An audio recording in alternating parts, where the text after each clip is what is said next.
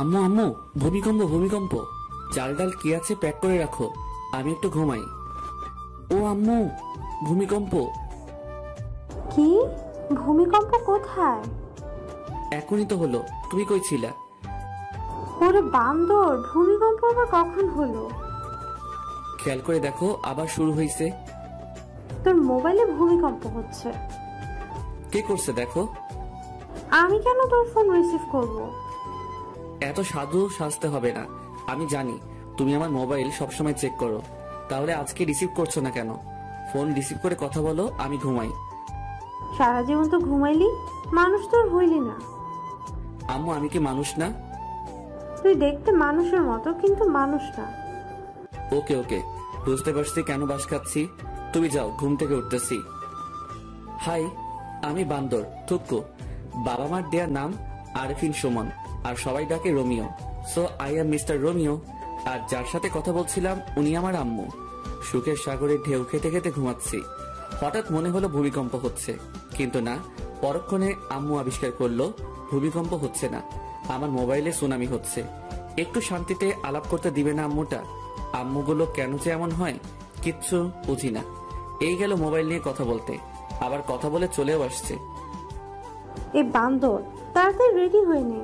তোর মামার সাথে একটা জায়গায় যাবি, তোর কাজের ব্যবস্থা করে দিব। আম্মু, তুমি কি সত্যি আমার আম্মু?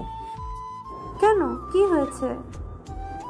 তুমি যদি আমার আম্মু হতে তাহলে বলতে, বাবা উঠে ফ্রেশ হয়ে নে, একটা জায়গায় যেতে হবে, তাড়াতাড়ি করে নাস্তা করে নে। বান্দর পোলা, বকবক না করে তাড়াতাড়ি রেডি হয়ে নে। উঠতেছি উঠতেছি, যাও তুমি। হুম। নাস্তা শেষ করে মিস্টার কাজল মামার সাথে বের হলাম। দেখি না কি হয়, কি কাজের ব্যবস্থা করলে একটু দেখি। 2 ঘন্টা পর একটা বিশাল বড় বাড়ির সামনে এসে দাঁড়ালাম। বাড়ির চারপাশে বাউন্ডারি করা, গোল্ডেন কালারের রং করা চারপাশে। ওই মিস্টার কাজল মামা, এখানে আমাদের কাজ কি? আমাদের না, শুধু তোর। আবার মানে? আমি কি করব এখানে? কাজ করবি। কিসের কাজ করব বলো? যেটা ঠিক করা হয় কথা বলে সেটা করবি। ঠিক করা মানে? আমি আগে থেকে বলে দিচ্ছি, আমি বাড়ির কেয়ারটেকারের কাজ করতে পারবো না বলে দিলাম। যদি রাজি থাকো তাহলে বাড়ির ভিতরে যাব, না হলে বাড়ির ভিতরে ঢুকবো না। তোর পাগল, চল ভেতরে যাই। আগে বলো তুমি রাজি কিনা। চল, আমি রাজি। আহ, কি সুন্দর বাড়ি। এমন যদি একটা শ্বশুর বাড়ি হতো তাহলে ঘর জামাই থাকতে আমি 2 পায়ে রাজি। বাড়ির সামনে দক্ষিণ পাশে সেই একটা বাগান, সব ধরনের ফুল আছে। মনে হয় যত ফুল জন্মায় বাংলার মাটিতে সব ফুলের গাছ এই বাড়িতে। বাড়ির ভিতরটা আরো সুন্দর, বাইরে থেকে অতটা বোঝা যায় না। বাড়িটা মাটির উপরে 2 তলা, মাটির নিচে পুরো 3 তলা। আমাদের বাড়ি থেকে 5 মিনিটের পথ সেখানেও একটা বাড়ি আছে, মাটির নিচে 3 তলা, মাটির উপরে 1 তলা। আরে ও রোমিও, বস তো, আর দেখা লাগবে না। আরে মামু, বাড়িটা তো আগে দেখতে দাও। এত সুন্দর একটা বাড়ি, যদি এমন একটা শ্বশুর বাড়ি হতো। ওই চুপ কর, শ্বশুর বাড়ির চিন্তা করিস না, তাহলে চাকরিটা হবে না। চাকরি না হলে নাই, আমার তাতে কি? আমি তো। কাজল, কেমন আছো? জি ভালো আছি, আপনার খবর কি? এই তো ভালো। সাথে কি তোমার ভাগ্নে নাকি? জি, ওর কথাই বলেছিলাম আপনাকে। তা বাবা, কেমন আছো? জি আলহামদুলিল্লাহ ভালো। আপনি কেমন আছেন? এই তো ভালো। তা কি নিয়ে মামার সাথে কথা বলছিলা? দেখেন না আঙ্কেল, আমি শুধু বলছি এমন একটা যদি শ্বশুরবাড়ি হতো আমার, তাহলে ঘর জামাই থাকতাম। আর মামা বলে শ্বশুরবাড়ি চিন্তা করলে চাকরি হবে না। বলেন তো আঙ্কেল, আমি কি ভুল বললাম? কাজল, ও তো কিছু ভুল বলে নাই। আমার কেউ বোঝে না। কাজের কথায় আসি, কি বলো? আঙ্কেল, আমার একটা কথা আছে। কি কথা? আমি বাড়ির কেয়ারটেকারের কাজ করতে পারবো না। ওই, তুই চুপ করবি? আমি তো চুপ করে আছি। রোমিও, বাবা তুমি কি কি কাজ করতে পারো? যেমন? গাড়ি চালাতে পারো? পারি। বাইক চালাতে? এটা কোনো ব্যাপার? তোমাকে একটা কাজ দিব, করতে পারবে? অবশ্যই পারবো, তবে। আর বলতে হবে না, আমি তোমাকে সে কাজ দিব না। তাহলে রাজি। তোমার কাজ হলো আমার মেয়ের বডিগার্ড হয়ে থাকা, সবসময় ওর পাশে থাকতে হবে, ওর যেন কোনো বিপদ না হয় দেখবা। আপনি চিন্তা করবেন না, আমি সব সামলিয়ে নিতে পারবো। তাহলে বিকেলে চলে এসো, আর আসার সময় কিছু আনতে হবে না, সবকিছুর ব্যবস্থা আমি করে রাখবো। তাহলে এখন আসি আঙ্কেল, ভালো থাকবেন। বিকালে চলে আসবে কিন্তু। আসি। যাক, বাঁচা গেল। শেষ পর্যন্ত বাড়ির কেয়ারটেকার হতে হলো না, বডিগার্ড হলাম একটা মেয়ের। আমাকে বডিগার্ড হিসেবে পছন্দ না করার মতো কিছু নাই। দানবের মতো চেহারা, হ্যান্ডসাম, দেখতে সুন্দর, আর কি চাই বলেন? তবে পড়ালেখায় বাস, কিছু পারি না, তাই তো সব ছেড়ে দিয়ে বসে আছি। যাই হোক, মামার কারণে একটা কাজের ব্যবস্থা হলো। রমিও শুন, কাজটা ঠিক মতো করিস। আরে মামা, চিন্তা করো না, मैं हूं না। হিন্দি মারিস না, যেটা বলবে সেটা করবি। করব, কিন্তু উনিকে? অনেক বড় ব্যবসায়ী উনি, বেশিরভাগ সময় দেশের বাইরে থাকে, বলতে পারিস সব ব্যবসা দেশের বাইরে। তো এখানে কে কে থাকে? ওনার একমাত্র মেয়ে, ওনার বউ, ওনার ভাই, ভাইয়ের বউ, ছেলে মেয়েরা থাকে। ও, চলো বাড়িতে যাই। বিকেলে কি তুমি আসবে আমার সাথে? না। ওকে, চলো এবার। দুপুরে খেয়ে দিলাম ঘুম। 5টায় আম্মুর ডাকে ঘুম ভাঙলো। তারপর ফ্রেশ হয়ে 2 ঘন্টা পর আমার কর্মস্থলে পৌঁছালাম। বাড়িতে এসে কলিং বেল বাজাতে দরজা খুলে দিল একটা মহিলা। আসসালামু আলাইকুম আন্টি। ওয়ালাইকুম আসসালাম। তুমি মনে হয় রোমিও? জি আন্টি, আমি রোমিও। এসো বাবা, ভিতরে এসো। তুমি বসো, আমি নাস্তা নিয়ে আসি। আন্টি, নাস্তা লাগবে না। কেন বাবা? এটা তোমার নিজের বাড়ি মনে করে থাকবা। পারবো না।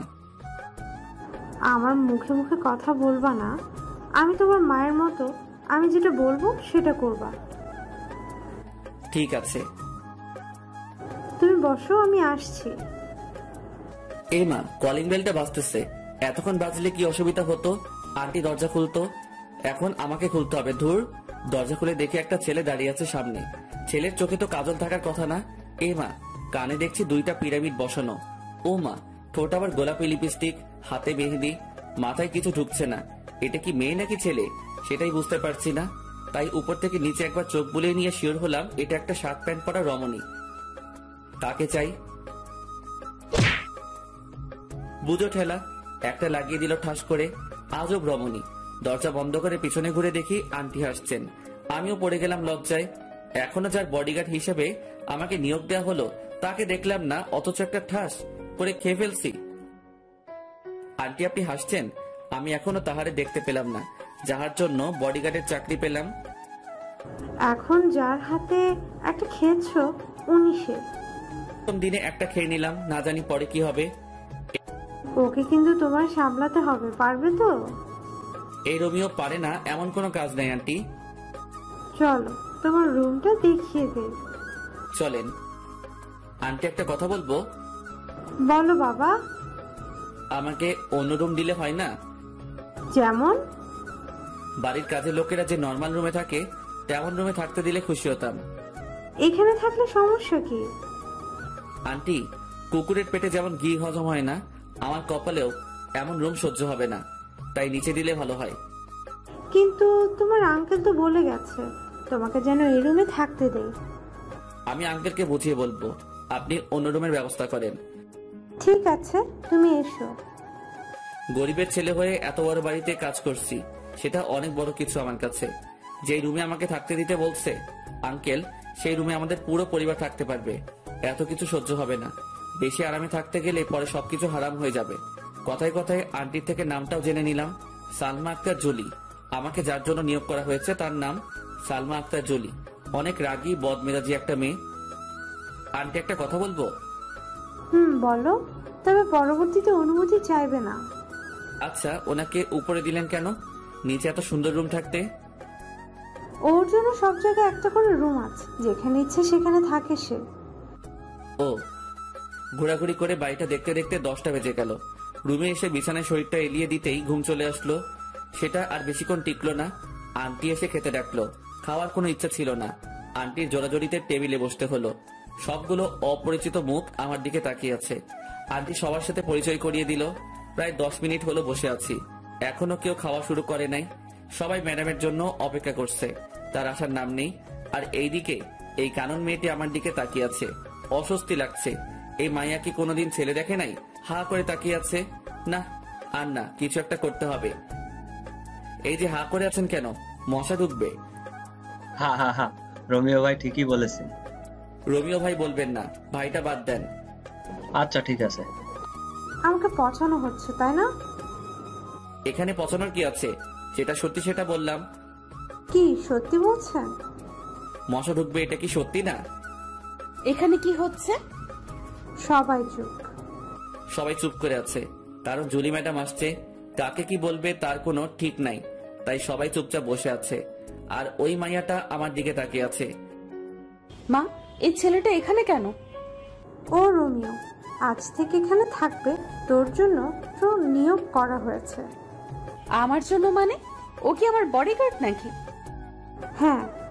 আমি তোমাদের অনেকবার বলেছি আমার কোনো বডিগার্ড লাগবে না।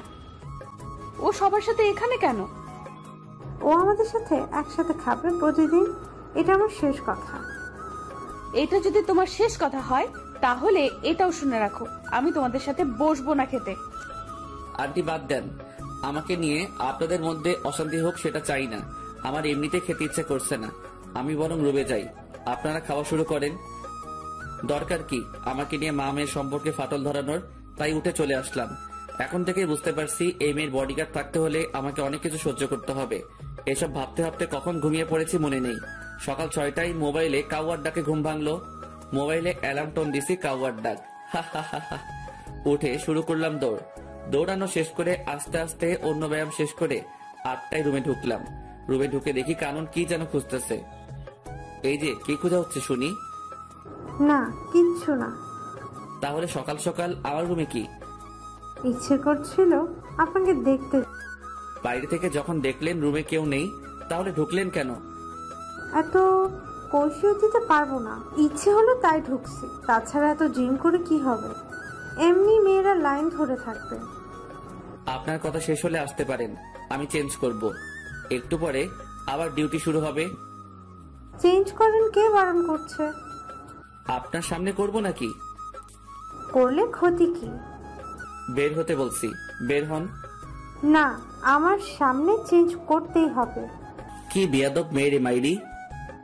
কি হলো? চেঞ্জ করেন। আন্টি, কাউকে ডাকতে হবে না, যাচ্ছি আমি, পরে আবার আসবো। এই বলে দৌড়ে চলে গেল।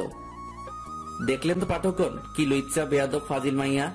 ফ্রেশ হয়ে নাস্তা করে দাঁড়িয়ে আছি জুলি ম্যাডামকে নিয়ে। ভার্সিটিতে যেতে হবে, অনার্স প্রথম বর্ষে পড়ছে। ওনার সামনে আমি হাঁটছি, বাইরে গাড়ি রেডি করা আছে। গিয়ে দরজা খুলে দিলাম, ভিতরে ঢুকে বসে পড়লো। আমি আল্লাহর নাম নিয়ে গাড়ি চালানো শুরু করলাম। 35 মিনিট পর গাড়ি নিয়ে ভার্সিটির গেটে পৌঁছালাম। ম্যাডাম, গাড়ি কি ভিতরে নিয়ে যাব? তুই জানিস না। ম্যাডাম, আমাকে তো কিছু বলা হয়নি তাই। চুপ, তুই আমাকে কোনো প্রশ্ন করবি না, শুধুমাত্র উত্তর দিবি, না হলে তোরে বিদায় করে দেব। শালার অহংকার, এত অহংকার কি করে জন্ম নিল? সামান্য একটা কথা তো জানতে চাইছি, আর কিছু তো আর না, তার জন্য এমন করতে হবে নাকি? গাড়িটা ভিতরে ঢুকিয়ে একটা ছায়াময় গাছের নিচে রাখলাম। ম্যাডাম নেমে কয়েকটা মেয়ের সাথে ক্লাসে চলে গেল। আমি এখনো ভিতরে বসে আছি, একবারও নামতে হয়নি। কালকে পর্যন্ত ম্যাডামের অন্য একটা বডিগার্ড ছিল, আজ থেকে আমি হলাম। ও কেন চলে গেল জানি না। বসে বসে এইসব ভাবছি, তখনই দেখলাম ম্যাডামের সাথে মেয়েগুলো সহ ম্যাডাম আসছে। একটু সামনে আসতে কয়েকটা ছেলে গিয়ে পথ আগলে দাঁড়ালো। ম্যাডামকে দেখছি, ভয় ভয় চোখে চারিদিকে তাকাচ্ছে। তখন মনে হলো, আরে আমাকে তো ওনার জন্য নিয়োগ দেওয়া হলো। তাড়াতাড়ি করে হাতে হকি স্টিকটা নিয়ে গাড়ি থেকে নেমে দিলাম দৌড়। আমাকে দেখা মাত্র ম্যাডাম ভয়ার্ত চেহারা চেঞ্জ হয়ে গেল, আর ছেলেগুলো তো ভার্সিটির গেটের দিকে দৌড় দিছে। ম্যাডাম, আপনি ঠিক আছেন তো? তোরে কি গাড়িতে বসে থাকার জন্য আমার বডিগার্ড করা হয়েছে? Sorry madam. ম্যাডাম ওনার বান্ধবীদের সাথে হাঁটছে। আমি এসে গাড়ির উপরে বসলাম আর ম্যাডামের দিকে লক্ষ্য রাখছি। মেয়েদের থেকে দূরে থাকতে বেশি ভালো লাগে। এখন তো পুরো একটা মেয়ের বডিগার্ড হয়ে গেলাম। তার সাথে সাথে হেঁটে তাকে গার্ড দেওয়ার থেকে এখান থেকে বসে দিচ্ছি। যত মেয়ে ঢুকছে গেট দিয়ে সবাই আমার দিকে তাকিয়ে আছে। আর কয়েকটা মেয়ে যে গাছটার নিচে গাড়ি দাঁড় করানো তার থেকে একটু দূরে বসে কি যেন বলছে আর তাকিয়ে আছে। এই মায়াগুলো কি কখনো ছেলে দেখে নাই? এমন ভাবে তাকিয়ে আছে মনে হচ্ছে কোনো এলিয়েন বসে আছি তাহাদের সামনে। ম্যাডামের অবস্থান দেখে নিলাম একবার। আমার দিকে সিংহের মতো থুক্কু সিংহের মতো তাকিয়ে আছে। বুঝতে পারছি আজকে আমার খবর আছে। বাম পাশে তাকাতে দেখি 4টা চোখ আমার দিকে তাকিয়ে তাকিয়ে সামনে যাচ্ছে। মানে চশমা পরা একটা মেয়ে যাচ্ছে আমার দিকে তাকিয়ে থাকতে থাকতে। ট্যালেন্ট আছে মাইরি, কি সুন্দর করে তাকিয়েছে। হাঁটতে হাঁটতে গিয়ে গাছের সাথে ধাক্কা খেলো। সবাই হেসে উঠলো যারা এটা লক্ষ্য করছে। আমার হাসা বারণ, তাই ইচ্ছা থাকা সত্ত্বেও হাসতে পারলাম না। বেচারির জন্য কষ্ট হচ্ছে। সবার সামনে পড়ে গেল, তাও আমাকে দেখতে দেখতে। প্রথম দিন শেষ হলো আরো নানা ধরনের কাহিনীর মাধ্যমে। বাড়িতে এসে ফ্রেশ হয়ে খেয়ে দিলাম একটা ঘুম। 6টায় উঠলাম ঘুম থেকে। আন্টি ডাক দিল ওনাদের সাথে আড্ডা দিতে। কেমন কাটলো প্রথম দিন? আর বলবেন না আন্টি, একটু হাসতে পারি নাই। কেন হাসতে পারেন নাই? বডিগার্ড তো তাই। কাহিনী কি সেটা বলেন। পুরো কাহিনীটা বললাম। সবাই হাসতে হাসতে শেষ। আন্টি আঙ্কেল কোথায়? উনি তো বিকালের ফ্লাইটে চলে গেছে। কেন? আন্টি আমাকে যদি কাজগুলো ভালোভাবে বুঝিয়ে দিতেন তাহলে ভালো হতো। কিছু বলে দিতে হবে না, তুমি সব সময় ওর পাশাপাশি থাকবে। ও যেখানে যাবে সেখানে যাবে। ও বারণ করার পরও তোমাকে তোমার দায়িত্ব পালন করতে হবে। আমার দায়িত্ব আমি যথাযথভাবে পালন করব। আমার মেয়েটার যেন কোনো ক্ষতি না হয়, তবে নিজের দিকেও খেয়াল রেখো। দোয়া করবেন আন্টি। কিছুক্ষণ আড্ডা দিয়ে বাইরে বের হলাম। নতুন এলাকা একটু রাতে ঘুরে দেখতে প্রায় 10টা বাজলো। বাড়িতে এসে কলিং বেল বাজানোর সাথে সাথে দরজা খুলে দিল কানন। কি মশাই, কোথায় ছিলেন? আপনাকে বলবো কেন? রমিও বাবা কি হলো, ভেতরে আসো। জি আন্টি আসছি। ফ্রেশ হয়ে খেতে বসলাম। ম্যাডাম আসছে না। আন্টির কাছে জানতে চাইলে আন্টি বলে ওনার জন্য খাবার পাঠিয়ে দেওয়া হয়েছে। খাওয়া শেষ করে ঘুম দিলাম। পরের দিন ঘুম থেকে উঠে প্রতিদিনের কাজগুলো শেষ করে নাস্তা করে বসে আছি। ম্যাডাম আসলে ভার্সিটির দিকে রওনা দিব। এই তো ম্যাডাম আসছে। গাড়ির দরজা খুলে দিলাম। ম্যাডাম ঢুকলো, সাথে আসছে কানন। দরজা বন্ধ করেন কেন? আমি যাব। আপনি কোথায় যাবেন? আরে আমার সেম ইয়ার। ও দরজা খুলে দেন। আপনি নিজে খুলে ঢুকেন। জুলিকে বলবো নাকি? খুলে দিচ্ছি তো। শালার কপাল, কেন যে বডিগার্ডের চাকরি করছে আল্লাহ জানে। কখন যে ভার্সিটিতে এসে পড়ছি মনে করতে পারছি না। ম্যাডাম আর কানন নেমে চলে গেল। আজকেও দেখছি ছেলেগুলো পথ আগলে দাঁড়ালো। আজ এদের খবর আছে। স্টিকটা হাতে নিয়ে এগিয়ে গেলাম আর সব কয়টাকে ইচ্ছে মতো পিটালাম। তারপরে একটা গাড়ি এসে ওদেরকে নিয়ে গেল। ম্যাডাম আর কানন আর কালকের মেয়েগুলো সবাই ক্লাসে চলে যায় আর আমি প্রিন্সিপালের রুমের দিকে পা বাড়ালাম। 30 মিনিট কথা বলার পর স্যার রাজি হলো। কথা বলছিলাম ম্যাডামের জন্য। ওনার বডিগার্ড হলাম মাত্র 2 দিন হলো। এর মধ্যে 2বার বিপদের মুখে পড়লো, তাই আর কোনো রিস্ক নিতে চাইলাম না। স্যারের সাথে কথা বলে অন্য সব স্যার ম্যাডামের সাথে আলোচনা করে সিদ্ধান্ত হলো যে ম্যাডামের সাথে ক্লাসে আমিও থাকবো। পরদিন ম্যাডাম আর কানন ক্লাসে যাওয়ার পর আমি গাড়িটা একটা গাছের নিচে রেখে ক্লাসরুমে প্রবেশ করলাম। সবাই তাকিয়ে আছে। আমার জন্য একটা চেয়ার রাখা আছে, ওটাতে গিয়ে বসলাম। সবাই পিছনে তাকিয়ে আছে। নিজেকে একটা এলিয়েন মনে হচ্ছে। ম্যাডাম রাগী দৃষ্টিতে তাকিয়ে আছে। স্যারকে আসতে দেখে একটু শান্তি পেলাম। পিছনে তাকিয়ে আছো কেন সবাই? ও জুলি আর কাননের বডিগার্ড, কোনো এলিয়ান না। আহ, স্যার আমার মুখের কথাটি বলে দিল। সবাই ক্লাস করছে, আমি সবাইকে তাকিয়ে তাকিয়ে দেখছি। দেখি কানন আমার দিকে বারবার তাকাচ্ছে। স্যার কি বলল? দুজনের বডিগার্ড নিয়োগ করা হয়েছে নাকি আমাকে? আজকে গিয়ে আন্টির কাছে জানতে চাইবো কার বডিগার্ড আমি। কাননের থেকে 2জন পরে দেখি ফুলটসি। না, এটা তো ফুলটসি না, 4 চোখ। এমা, কালকের ওই মেয়েটি যে গাছের সাথে ধাক্কা খেয়ে পড়ে গেল, তাকিয়ে আছে দেখো। চোখ দুটো যেন সরছেই না। শালার কপাল, এভাবে যদি প্রতিদিন চলতে থাকে তাহলে আমার কোন দিন কোন মাইয়া নিয়ে পালিয়ে যাবে তার কোনো ঠিক নাই। আজ থেকে কারো দিকে তাকাবো না। প্রথম ঘন্টা শেষ হতেই কানন লাফিয়ে লাফিয়ে আমার কাছে আসলো, সাথে আরো 4-5টা। এদের কারণে ম্যাডামকে দেখতে পারছি না। আপনি না খুব ভালো একটা কাজ করছেন, রুমে এসে পাহারা দিচ্ছেন। আমাকে যে দায়িত্ব দেওয়া হয়েছে সেটা তো পালন করতেই হবে। আমার জন্য একটা সুবিধা হলো সবসময় আপনাকে দেখতে পারবো। স্যার, ওর নাম ধরে ডাক দেওয়াতে বুঝতে পারলাম ওর নাম মীরা। ওই, এটা আমার জিনিস, নজর দিবি না। হচ্ছেটা কি? ও আমার। এই দাঁড়া সবাই, কি তোদের তোদের করছিস? ও আমার। এই, ও কারো না, ও শুধু আমার। বুঝো ছেলা, কোন জঙ্গলে যাব? এই মাইয়াগুলো কি শুরু করছে আমাকে নিয়ে? আরে আমি মানুষ একজন, তোরা যদি একসাথে সবাই টানাটানি করিস আমি তাহলে কোথায় যাব? এই কি ভাবছো? তুমি শুধু আমার। আপনাদের এসব বাদ দিবেন। আমি এখানে এসেছি ম্যাডামকে পাহারা দিতে, আপনাদের সাথে প্রেম করতে না। দূরে গিয়ে মরেন। আর মিস কানন, আপনার নামে বাড়িতে বিচার দিব। ম্যাডাম আসাতেই সবাই যার যার সিটে চলে গেল। ম্যাডাম তো দেখি ছাত্রীদের থেকেও খারাপ। আসার পর থেকে তাকিয়ে আছে, যতবার না বইয়ের দিকে তাকাচ্ছে তার থেকে বেশি আমার দিকে তাকিয়ে আছে। মাওলা তুমি কোথায়? আমারে উঠাই নাও, আর কারো ক্লাস হতে চাই না। ক্লাস শেষে বাড়িতে এসে ফ্রেশ হয়ে খেতে গেলাম, দেখে আন্টি বসে আছে। আন্টি, এখনো খাওয়া হয়নি আপনার? তোমার জন্য বসে আছি বাবা। আমার জন্য কেন বসে আছেন? আমি তো এই বাড়ির একজন কর্মচারী। তুমি এই বাড়ির কর্মচারী না, একজন সদস্য। নিজেকে কর্মচারী মনে করবে না। বাদ দেন এসব। এটা বলুন, আমাকে কার বডিগার্ড রাখা হয়েছে? দুজনের। দুজনের মানে? জুলি, কানন, দুজনের জন্যই রাখা হয়েছে। ও আচ্ছা। এক সপ্তাহ অনেক কষ্টে কাটালাম। ক্লাসে বসে গার্ড দেওয়া মনে হয় আর সম্ভব না। মায়াগুলোর জ্বালায় জীবনটা পুরো বাস হইয়া গেল। তাই কয়েকটা ছেলেকে ক্লাসের ভিতরে কি হচ্ছে জানার জন্য ঠিক করলাম। ওরা ক্লাসে ম্যাডামের কোনো বিপদ হলে আমাকে তা জানিয়ে দিবে। এভাবে চলছে আমার কাজ। আর কানন মেয়েটা প্রতিদিন বিরক্ত করে আমাকে। 1 মাস পর সন্ধ্যায় রুম থেকে বের হওয়ার সাথে সাথে আন্টি এসে সামনে দাঁড়ালো। আন্টিকে কেমন যেন দেখাচ্ছে। আন্টি, কি হয়েছে? বাবা, তুমি ব্যাগটা গুছিয়ে নাও। কেন ব্যাগ গুছাবো বলেন আন্টি? আজকে রাতে কানন আর জুলি ওদের বন্ধুদের সাথে কোথায় যেন বেড়াতে যাবে। কয়েকটা দিন ওখানে থাকবে, তাই তোমাকে ওদের সাথে যেতে হবে। অনেকবার বারণ করছি, কেউ শুনতে চায় না। ওরা যাবেই যাবে। জানি না কোথায় কি বিপদ লুকিয়ে আছে, তাই তোমাকে ওদের সাথে যেতে হবে। আমি আছি তো আন্টি, আপনি টেনশন করবেন না। আমি ওনাদেরকে দেখে রাখবো। তাহলে তুমি রেডি হয়ে নাও। অনেকদিন হলো কোথাও যাই না, একটু ঘুরে আসাও যাবে। ম্যাডাম আর কানুনকে নিয়ে রওনা দিলাম। বাড়ির বাইরে বাস এসে দাঁড়িয়ে আছে। আমাকে দেখা মাত্র মাইয়াগুলো রোমিও যাবে আমাদের সাথে বলে চিৎকার দিয়ে উঠলো। বাসে 3টা ছেলে আছে আর সবগুলো মেয়ে। ছেলেগুলোর সাথে গিয়ে বসলাম, কিছুক্ষণ গল্প করে ঘুমিয়ে পড়লাম।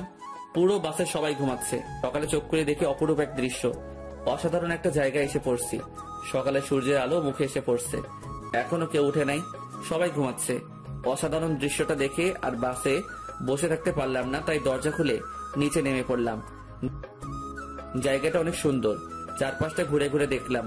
ঘুরতে ঘুরতে যখন লেকের পাড়ে এসে বসেছি তখনই মনে পড়লো এটা তো মহামায়া লেক। আমাদের বাড়ি থেকে 1 ঘন্টা লাগে গাড়ি নিয়ে আসতে। একটা বোট ভাড়া করে ঝর্ণা দেখতে গেলাম লেকের পূর্ব পাড়ে।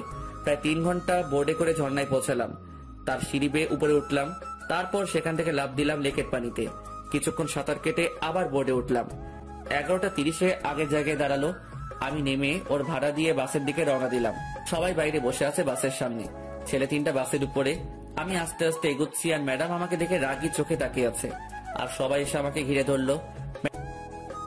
এই, তুই কোথায় গেছিলি? এখন কয়টা বাজে খবর আছে? ম্যাডাম, এটা আমার এলাকার মধ্যেই পড়ে। আমি এখানে আগে আরো এসেছি, তাই একটু ঘুরতে গিয়েছিলাম। কোথায় গিয়েছিলি যে ভিজে আসছিস? ঝর্ণায় গিয়েছি, লেকে সাঁতার কাটছি। ঝর্ণাও আছে এখানে? অসাধারণ একটা জায়গা ম্যাডাম এটা। সারাদিন অনেক ঘোরাঘুরি করলাম, সবাই অনেক আনন্দ করলো। আমার খবর করে ছাড়লো মাইয়াগুলো। একটা এদিকে টানে আর একটা ওইদিকে টানে, শুধু সেলফি আর সেলফি। এই বলে সেলফি তুলবো, ও বলে সেলফি তুলবো। আমার জীবনটা শেষ করে দিবে এই মাইয়াগুলো। দুপুরে আমার পরিচিত একটা হোটেল থেকে খাবার এনে দুপুরে খেলাম সবাই মিলে। একটা জিনিস খারাপ লাগলো, সবাই অসাধারণ কাপড় পরে এসেছে আর ম্যাডাম জিন্স আর শার্ট পরে এসেছে, তাই খারাপ লাগলো। সন্ধ্যায় সবাই তাঁবু কাটানোর জন্য আলোচনা করছে।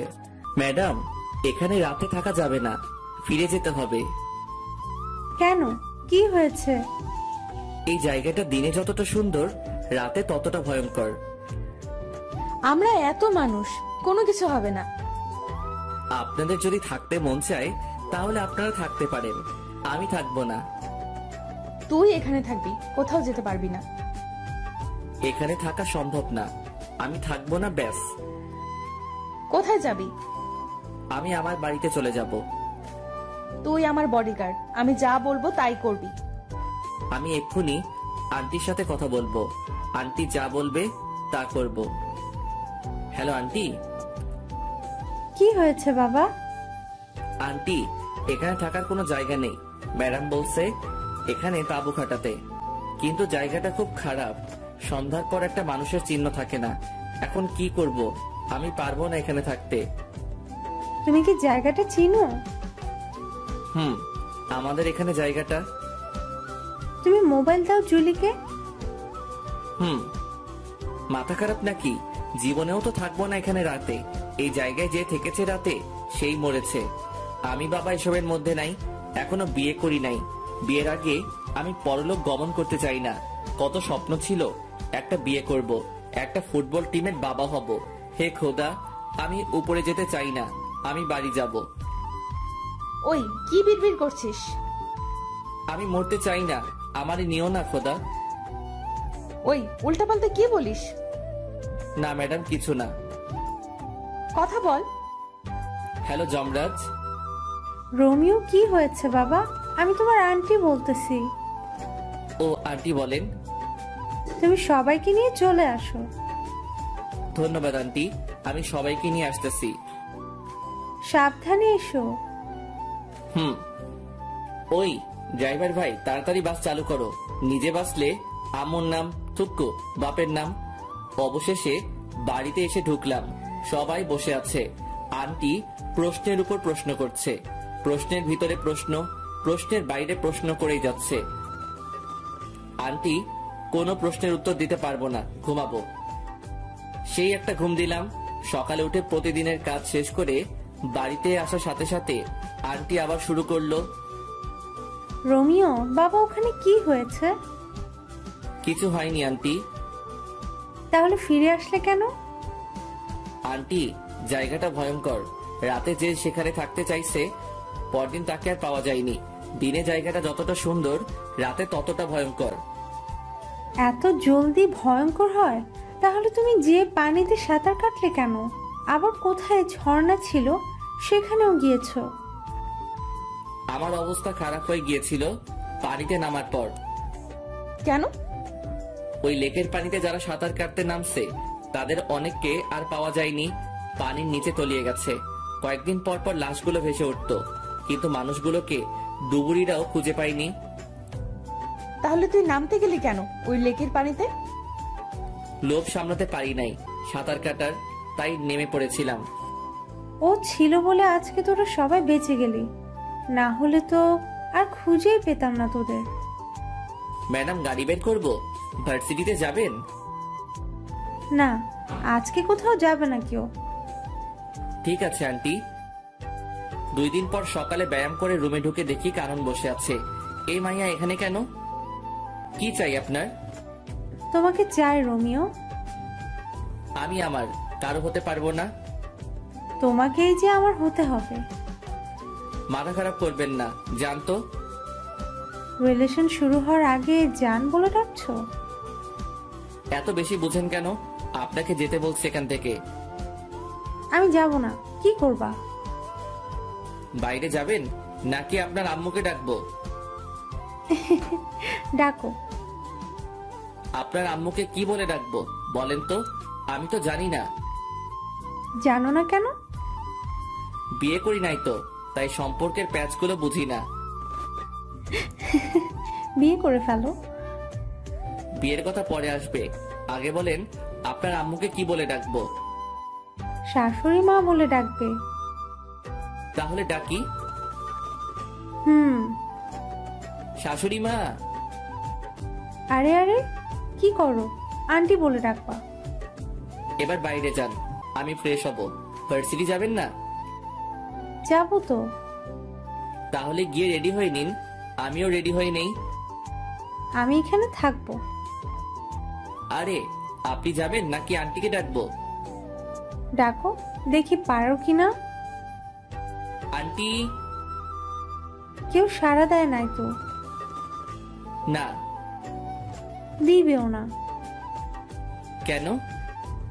সবাই তো উপরে। কি হয়েছে রোমিও? আন্টি ওনাকে নিয়ে যান, আমাকে রেডি হতে দিচ্ছে না। সব সময় এমন করে, ওনার নির্যাতন সহ্য করতে পারছি না। ওই কানন, বের হও বলছি। দেখে নিব তোমারে। আন্টি, উনি যদি আবার কোনো ফাইজলামি করে তাহলে কিন্তু আমি ওনার বডিগার্ড থাকতে পারবো না। ও যদি আবার এমন করে তাহলে ওর পড়ালেখা বন্ধ করে দিব। আন্টি এত কিছু করতে হবে না, আমি দেখব। হুম। নাস্তা শেষ করে গাড়ির দরজা খুলে দিয়ে বসে আছি। ম্যাডাম আর কানন আসলে ভার্সিটির পথে রওনা দিব। প্রায় 10 মিনিট পর আসলো দুজনে। ম্যাডাম পিছনে উঠে বসে পড়লো, আর কানন ফৈন্নিটা আমার সাথে সামনে বসছে। আপনি এখানে কেন? পিছনে যান। যাব না, কি করবা? কি করব মানে? আমার ম্যাডাম বসছে পিছনে, আর আপনার সাহস কি করে হয় আমার সাথে বসার? ওই চুপচাপ গাড়ি চালাও, বেশি কথা বলবা না। আজ থেকে আমি এইখানে বসবো। তাহলে আমি গাড়ি চালাবো না, ড্রাইভার গাড়ি চালাবে, আর আমি আপনি যে সিটে বসছেন ওইটাতে বসবো। তোমার ভাব বেশি, তাই না?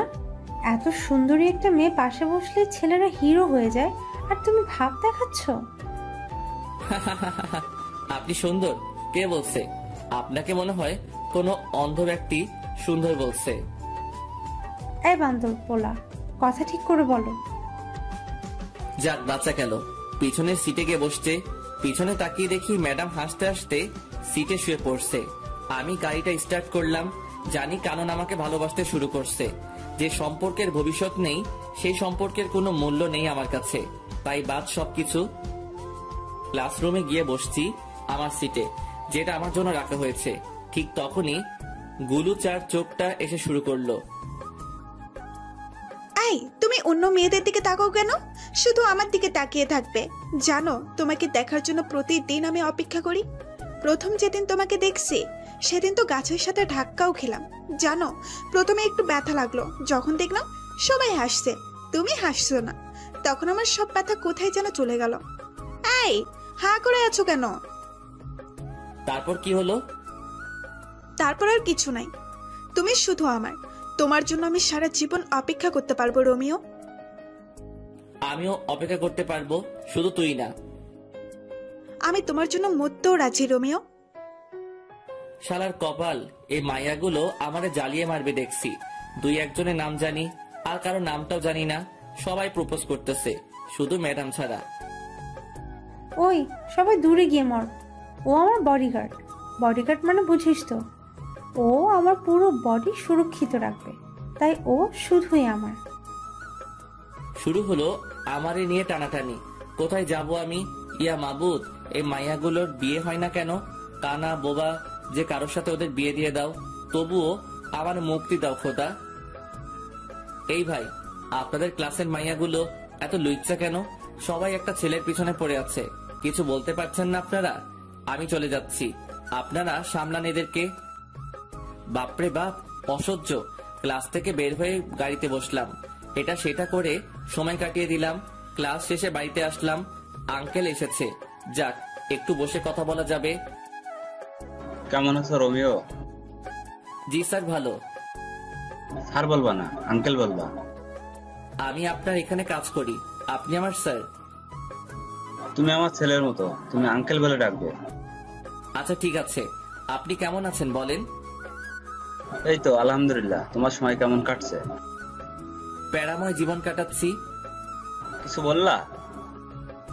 না আঙ্কেল, কিছু বলি নাই। যাও ফ্রেশ হয়ে এসো, একসাথে খাবো। ফ্রেশ হয়ে খেতে গেলাম। সবাই বসে আছে, একটা চেয়ার খালি আছে, তাও ম্যাডামের পাশে। না, ওটাতে বসা যাবে না, এমনিতেই রেগে আছে আমাকে এখানে দেখে।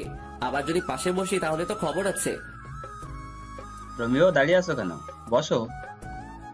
আরে রোমিও ভাই বসো, আমরা সবাই বসে আছি তো। না, আমি এখানে ঠিক আছি। রোমিও বসবে কি করে? জুলি তো একটাই বসছে, আরেকটাতে পা দিয়ে আছে।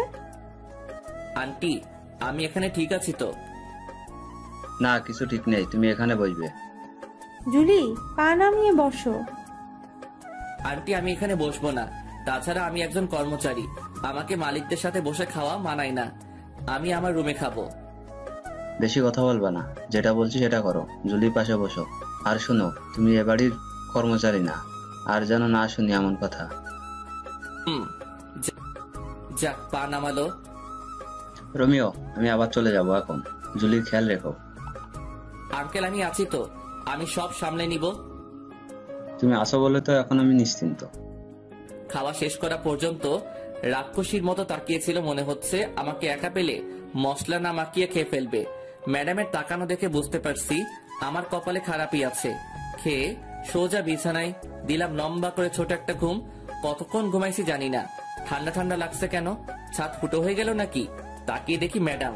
না ম্যাডাম আমার রুমে কেন আসবে? স্বপ্ন দেখছি না তো? চিমটি কেটে দেখি, না না এটা স্বপ্ন না, সত্যি।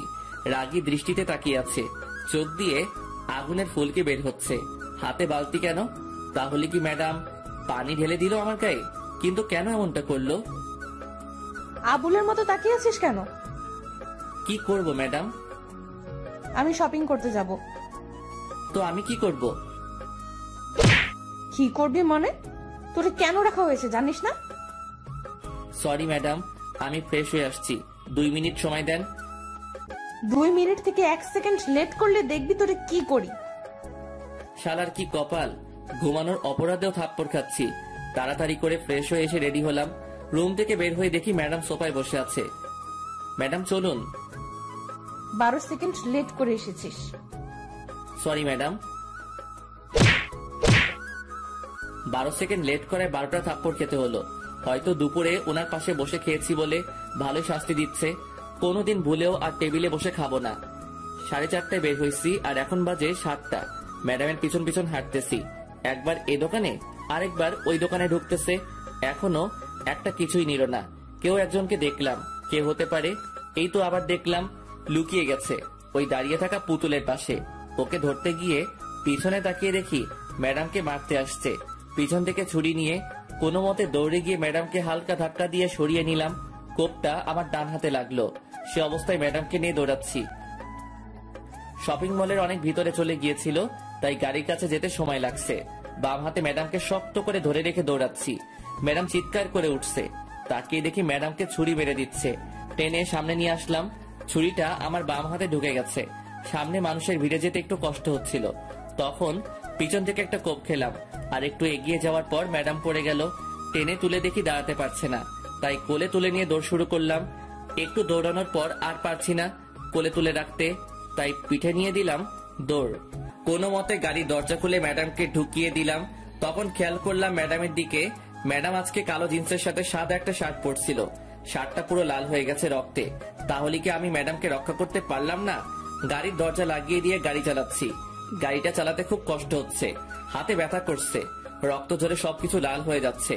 অবশেষে বাড়িতে ঢুকলাম, গাড়ি দাঁড় করিয়ে দরজা খুলে দিলাম ম্যাডামকে। ম্যাডাম নেমে আসতে পারছে না, কোলে নিয়ে নিলাম ম্যাডামকে। তারপর দরজার সামনে গিয়ে কলিং বেল চাপ দিলাম। আন্টি দরজা খুলে আমাদের দুজনের গায়ে রক্ত দেখে কেঁদে দিছে। আন্টির কান্না শুনে কানন, হাসিব, আন্টি ও বাড়ির অন্য কর্মচারীরা ছুটে এসেছে। ম্যাডামকে সোফায় বসিয়ে দিলাম। আন্টি শুধু প্রশ্ন করেই যাচ্ছে, কি হয়েছে, কে করেছে, ইত্যাদি আরো। আমার কোনো খবর নেই। আমি ম্যাডামের দিকে তাকিয়ে আছি। একটা কথা শুধু মাথায় ঘুরছে, তখন আমি কিসের বডিগার্ড হলাম? আমি আমার ম্যাডামকে রক্ষা করতে পারি নাই। আমি কি করছি এটা? হঠাৎ করে আমি নিচে পড়ে যাই, আর কোনো কিছু মনে নাই আমার। কখন জ্ঞান ফিরলো জানি না। জ্ঞান ফেরার পর দেখি সবাই আমার দিকে তাকিয়ে আছে। আমি হাত দুইটা নাড়াতে পারছি না একটুও। এই তো জ্ঞান ফিরেছে, আমাকে এবার যেতে হবে, রাত তো অনেক হয়েছে। আন্টি ম্যাডাম কোথায়?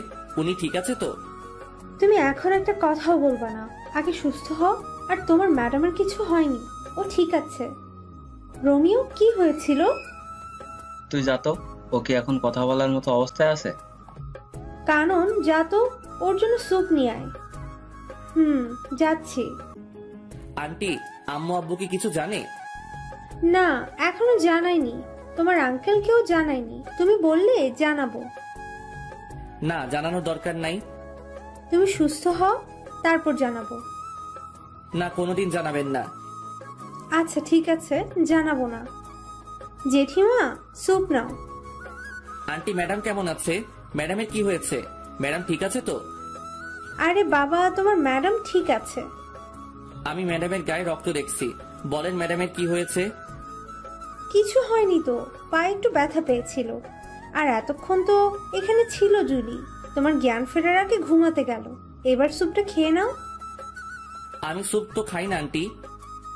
না খেলে তোমাকে ওষুধ খাওয়াবো কি করে? ওষুধ খাবো না। খাবে না মানে কি? তোমাকে খেতে হবে। আমি স্যুপ খাই না। খাও না তো কি হয়েছে, এখন থেকে খেতে হবে। তাহলে ওকে খাওয়াবো কি করে? জেঠিমা, ও একপাশে মুখ করে শুয়ে আছে, মাথাটা হালকা উঁচু করে খাইয়ে দাও। ঠিক আছে। আমি কিন্তু খাবো না আন্টি। চুপ, বেশি কথা বলবা না। আন্টি ওষুধ খাইয়ে চলে গেল। আমি একপাশে মুখ করে শুয়ে আছি, ভালো করে ঘুমাতেও পারছি না। চিত হয়ে শুতে গেলে পিঠের সেলাই খুলে যেতে পারে। কখন ঘুমিয়ে পড়ছি নিজেও জানি না। সকাল সকাল হালকা ব্যথা লাগছে, মনে হচ্ছে কে যেন আমাকে হালকা ধাক্কা দিয়ে এক পাশে করছে, কিন্তু কে করছে সেটাই দেখতে পাচ্ছি না। 9টার দিকে ঘুম ভাঙলো, কানন এসে শুরু করলো বকবক। এই মাইয়ার জন্য শান্তি কোনোদিনও হবে না। একজন মানুষ কিভাবে এত বকবক করতে পারে। ব্রাশ করিয়ে দিয়ে কানন চলে গেল। এখনো ম্যাডামকে একবারও দেখতে পাইনি। ম্যাডামকে একবার দেখলে শান্তি লাগতো। নিজের চোখে যতক্ষণ না দেখবো ম্যাডাম সুস্থ আছে, ততক্ষণ শান্তি পাবো না। রোমিও কেমন আছো? এই তো একটু ভালো আছে। ব্যথা করছে সেলাইতে? ব্যথা তো করছে। তা তো করবে, 3টে কোক খেয়েছো। আচ্ছা কি হয়েছিল বলো তো? ম্যাডাম বলল শপিং করতে যাবে, তাই নিয়ে গেলাম। দোকানগুলো ঘুরে ঘুরে দেখছিল, কিন্তু হঠাৎ করে হামলা করলো। অনেক কষ্টে পালিয়ে আসছি। এত রাত পর্যন্ত শপিং মলে কি করছিলে? সেটা তো ম্যাডাম জানে। ম্যাডাম কিছু নিচ্ছে না, শুধু ঘুরছে। একটা দোকানে গিয়ে যখন বসছে তখনই হামলা হলো। যা হওয়ার হয়েছে, এবার নাও, নাস্তা করে নাও। আন্টি নিজের হাতে নাস্তা খাইয়ে ওষুধ খাইয়ে দিয়ে চলে গেল। 5 দিন পর সেলাই খুলে দেওয়াতে একটু আরাম করে ঘুমাতে পারছি, বসতে পারছি, হাঁটতে পারছি। তবে রুমের বাইরে যেতে দেয় না, কেউ না কেউ এসে বাধা দিয়েই দিবে। তবে এখনো ম্যাডামকে দেখতে পারলাম না। ম্যাডাম কোথায়, কি করছে কিছু জানি না। 18 দিন পর সুস্থ হলাম। সকালে ঘুম থেকে উঠে আস্তে করে দৌড়াচ্ছি, জিম করছি। অনেক কষ্ট হচ্ছে সব করতে, কিন্তু কি করব। এই 18 দিনে জোর করে খাইয়ে খাইয়ে আমার পেট বড় করে দিছে। এত বড় পেট দেখতে খুব খারাপ লাগছে। বাড়িতে এসে ঢুকলাম মাত্র, সাথে সাথে শুরু হলো আন্টির ঝাড়ি। রোমিও, তুমি অসুস্থ শরীর নিয়ে কোথায় গিয়েছিলে? আন্টি একটু দৌড়াতে গিয়েছি, আর আমি এখন পুরো সুস্থ আছি। আজ থেকে আমি আবার আমার কাজ করব। তুমি কোথাও যাবে না, আরো কিছুদিন যাক। না আন্টি, আমি আমার কাজ করব আজ থেকে। আমি পুরো সুস্থ। তোমার যা ইচ্ছে তাই করো, আগে নাস্তা করে নাও। ফ্রেশ হয়ে নাস্তা করে নিলাম। এই তো ম্যাডাম আসছে। অনেকদিন পর দেখলাম ম্যাডামকে। যা বাবা, আমি আবার কি করলাম? রাগী চোখে তাকিয়ে আছে কেন সেটাই তো বুঝতেছি না। শালার কপাল, ম্যাডামের রাগী চোখে তাকিয়ে থাকার কারণটা কি বুঝতে পারলাম না। এত কিছু না ভেবে গাড়িটা স্টার্ট করলাম। গাড়িটা প্রতিদিনের মতো গাছের নিচে রেখে ক্লাসে গিয়ে বসলাম। অনেকদিন পর আসাতে মাইয়াগুলো শুধু প্রশ্নের উপর প্রশ্ন করে যাচ্ছে। আমি শুধু ওদের প্রশ্নগুলো শুনেই যাচ্ছি।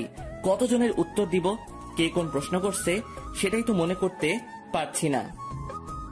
ওই সবাই চুপ কর। আমার বাবুটার এত বড় একটা বিপদ গেল, আর তুই আমাকে একটুও জানালি না। তোরে জানিয়ে কি করব? তুই কি ওরে সুস্থ করে দিতে পারবি নাকি? ও না পারলেও আমি পারবো। আমি ওকে আর তোদের বডিগার্ডের কাজ করতে দিব না। ওই চুপ, তোদেরকে আগেও বলছি ও শুধুই আমার। আর কেউ যদি ডিস্টার্ব করিস তাহলে তোদের খবর আছে, বলে দিলাম। কারণ তুই যেমন করছিস যে মনে হচ্ছে ও তোর হবু বর, আর যার জন্য এত কিছু করলো সে তো ফিরেও দেখে নাই। সেটা ওর ব্যাপার। এই মাইয়াগুলো প্রতিদিন বিরক্ত করেই চলছে। ওদের জন্য কোথাও শান্তি নাই। যেখানে যাই সেখানেই ওদের জ্বালাতন করে যাচ্ছে। প্রায় 1 মাস পরে ম্যাডাম আর কানন ক্লাসে গেল। আমি বাইরে বসে আছি। ওদের জ্বালায় ক্লাসে থাকতে পারছি না। একদিন ক্লাসে থাকলে একদিন বাইরে থাকতে হয়। গাড়িতে বসেছিলাম, কেন যেন গাড়ি থেকে মাথা বের করে পিছনে তাকালাম। তখনই দেখলাম 2 মাস আগে যে ছেলেদের মারছি ওরা আসছে। ওদের সাথে আরো অনেকে আসছে। গাড়িটা জোরে চালিয়ে সিঁড়ির সামনে নিয়ে গেলাম। দরজা খুলে রেখে তাড়াতাড়ি দৌড়ে একতলায় ম্যাডামদের রুমে গেলাম। সবাই আমাকে দেখে তাকিয়ে আছে। দৌড়ে আসাতে হাঁপাচ্ছি তাই। কি হয়েছে রোমিও, এমন করছো কেন? তাড়াতাড়ি চলেন। আরে কোথাও যাব সেটা তো বলবে। এত সময় হাতে নেই। ম্যাডাম আর কারণের হাত ধরে দৌড় দিলাম। ওদেরকে উপরে আসতে দেখে অন্যদিকে গিয়ে অন্য সিঁড়ি দিয়ে নেমে পড়লাম। তারপর গাড়িটা চালানো শুরু করলাম। ওরাও গাড়ি নিয়ে তাড়া করলো, কিন্তু ধরতে পারে নাই। তাই এবার আর কোনো বিপদ হলো না। ওরার উপর কেন এত হামলা হচ্ছে সেটাই বুঝতে পারছি না। কি চাই ওরা, কিছুই তো বুঝলাম না। বাড়িতে এসে দেখে আঙ্কেল এসেছে। আসসালামু আলাইকুম আঙ্কেল। ওয়ালাইকুম আসসালাম। বাবা কেমন আছো? এই তো আঙ্কেল, আপনাদের দোয়ায় ভালো আছি। আপনি কেমন আছেন? আমিও ভালো আছি। তা তোমার কাজ কাম কেমন চলছে? জি ভালো। ভালোভাবে করো আর নিজের খেয়াল রেখো। আঙ্কেল একটা কথা বলার ছিল। কি বলবা বলো। না আঙ্কেল কিছু না। কে হামলা করে ম্যাডামের উপর সেটা জানতে চাইছিলাম। এটা জানতে চেয়ে যদি পরে কিছুদিন আগে ঘটে যাওয়া বিষয়টা যদি সামনে চলে আসে, থাক বাবা, কেঁচো খুঁজতে গিয়ে সাপ বের করার কোনো ইচ্ছে নেই। রোমিও কি ভাবছো? কিছু না আঙ্কেল। তোমার দুই হাতে কাটার দাগ কেন? আগে তো কোনোদিন দেখি নাই। আঙ্কেল তেমন কিছু না, পড়ে গিয়ে কেটে গেছে। তুমি কি আমাকে বোকা পাইছো? আমি দেখেছি অনেকটা কেটেছে। এটা পড়ে গিয়ে হয়নি। কি হয়েছে বলো তো। আঙ্কেল কিছু না, ফ্রেশ হয়ে আসি আমি। সত্যি করে বলো কি হয়েছে। আমি বলছি কি হয়েছে। Aunty please. রোমিও চুপ করো, আমাকে আজকে বলতে হবে। আন্টি।